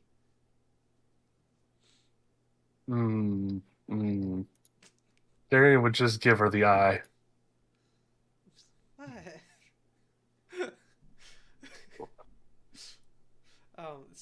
Well, if it involves Fae, then it involves our target. Yeah, probably so. But I don't know. I've got some books. Like I think I know where. So it's on the tip of my tongue. But I have some books that I can get, and I'll do some reading on this because this kind of looks familiar to me. So she would kind of stand up and look kind of excited about that. But one of the town's guard comes by and like gives him a quick thanks. Says you guys did good work. There's like 7 or 8 of these things in total, and they killed almost half of them themselves in like 15, 20 seconds. Like they just Short work. Yeah. And so the guard's like, wow, you guys are great. Thanks. You want a job? Well, that's just another chalk another one up to the Weasel Guard. 1 gold a week. Every other week. Darn. So he would kind of walk off. So Gob was doing the mental math, but not fast enough. It ain't worth it. Not worth it. So they do that. They have, Erina found a little something. Maybe they can get a lead off of. And so she says we should go back and look into this. And at this point, it's really dark outside. It's nighttime. They're all getting kind of tired. And as the party is trying to navigate through this town, because it's kind of confusing, especially as newcomers. It's pretty confusing, and especially they're newcomers where Erina's kind of head in the clouds thinking about other stuff, and Gob and Darian don't know anything about being in towns. I mean, not Gob. Darren and Callan don't know about being in town, and then Gob. Gob does know about being in towns. Yeah, but Gob doesn't pay attention to anything. So it's Gob is busy trying to guide his dog. Yeah, it's kind of a difficult place to navigate. So they're like going through because, like I said, and looking regal. This is a boomtown basically, and it's confusing. So they're kind of off to the side, like walking between buildings and stuff. And as they do, they hear someone say, "Excuse me." Gob would look over. And over to the side, standing in front of one of these, which you guess is a home, maybe it's a business, you don't know, it's dark and this place is confusing, is a lady. And they can't really make out too much because it's dark outside, and she's wearing like some heavy coats and stuff. She says, "You fellas, do you think you could help me with something? I saw what you did back there. It was very impressive." Depends on what it is. Well, something was stolen from my family. What sort of something? And she pauses for a moment, and she seems maybe nervous. You can't really tell, but she says, "An heirloom, something that belonged to my husband. There's a cave further outside of town. It was taken. There are these awful beasts, these cockatrices, and they like shiny things. They stole it from him. Do you think you could get it back for me?" Oh, we can certainly try. Callan's kind of like leaning back, like, "Yeah, I guess. I'll pay you very well. No one else hears. I've tried asking other people. It's too dangerous for them." Yeah, we can try. But it might take the back burner. "I can pay very well." Why you gotta say it like that? She looks at him for a moment, like, "Why are all these people here dirty-minded?" And she reaches into her coat and pulls out a fat stack of gold. Like, this lady's got some money. Like, "Please?" That's a pretty good amount of gold. It's a one-day job. One day, and you can have all of this. Well, we gotta see about some other things first, but we can certainly try. Okay. So she would nod for a moment, and What's your name? she would, as he'd ask, and she's putting the thing back in her coat, and she steps forward for just a second. And when she does, there's a little bit of moonlight, and they can see. They can't really make out what she looks like, but they can make out a very thick, like a fur coat top. She says, "I'm sure you'll learn it in time, but if you could help me, I would greatly appreciate it." Oh, you're the fuzzy lady! And then, as she finishes, she just seems to meld away, as if she wasn't. Oh, shit. You fucking see that, Darren? We're not going to talk about it. This didn't happen. And Aaron looks up and is like, "Did something happen?" We saw the fucking fuzzy lady. She was right there. Was she really fuzzy? She had a fuzzy coat. If it makes Darren feel better, it didn't look like cat fuzz. It looked more like weasel fuzz. Mink. Iggy, you best be careful. But yeah. So Callan would be like, "Does that mean we go and do it, or does that mean we don't go and do it?" Well, I don't know. I think we got to do it. But maybe that means.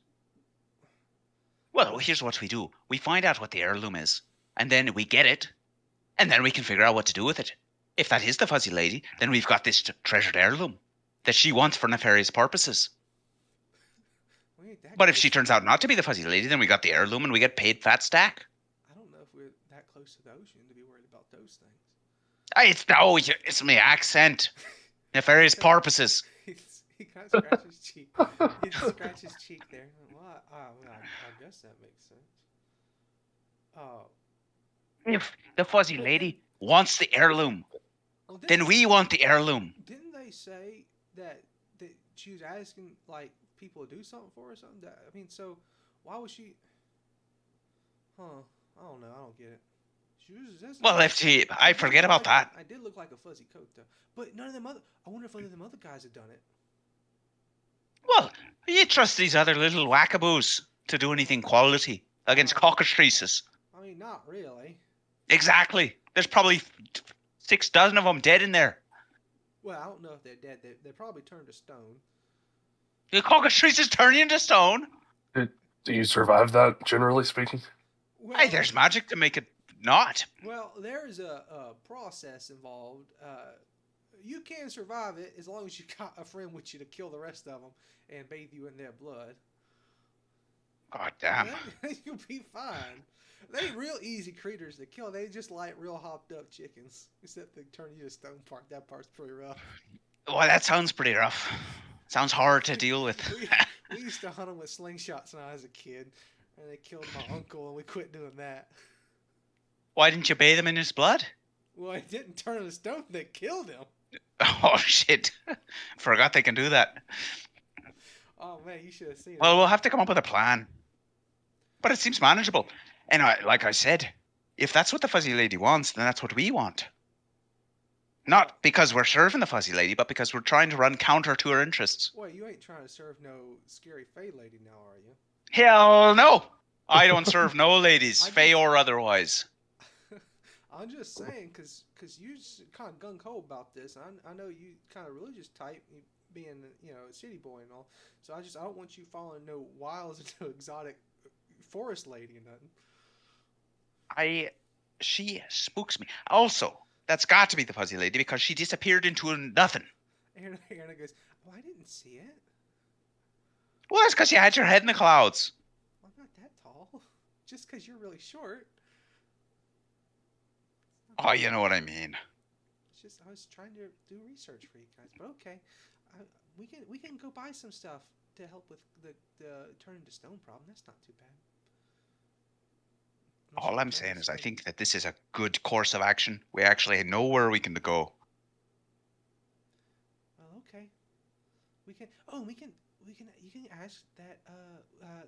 And Gallon go. Oh, yeah. We can ask Diane. Maybe she could go out there with us. There you go, Colin. Yeah. All right. So, that's the big setup. Any last input? Because that's what we'll pick up. Tomorrow there is going to be a little dungeon diving. Is the hope. See, Gob is just excited. Not tomorrow. Next time. Yeah. I won't have the dungeon ready in time. I mean, tomorrow is in terms of the characters. Like they're tomorrow. Yeah. Tomorrow. So any comments or anything? Gob is just grateful for a straightforward course of action. See, after all the asking around. I had to get all the intrigue stuff situated before. Yeah. And now you don't have to ask nobody nothing. Well, you should, but you don't have to. But you probably should. Oh, we got things to ask about. She's this creepy fuzzy lady. That's not nice. You didn't even see what she looked like. What if she isn't creepy? I mean, you don't. Well, she's approaching us in the middle of the night. Who's the real creep? The lady coming to ask you for help, or you all assuming she's going to get busy with you for doing it? Come on now. Who's the real creep? Hey, Gob doesn't think anything of the sort. Gob is terrified of that shit. All right. So, anything else? I will give you guys a little experience. Oh, crap. I forgot how much it was supposed to be, though. Percy. Tree pimp. Tree pimp. Where did it go? 35. Oh, all right, here we go. All right, I will put the XP in just a minute. I gotta calculate it again. But that's where we're gonna stop. Okay. That's where we're gonna stop. And we will resume next time. Excellent. Off to an excellent restart.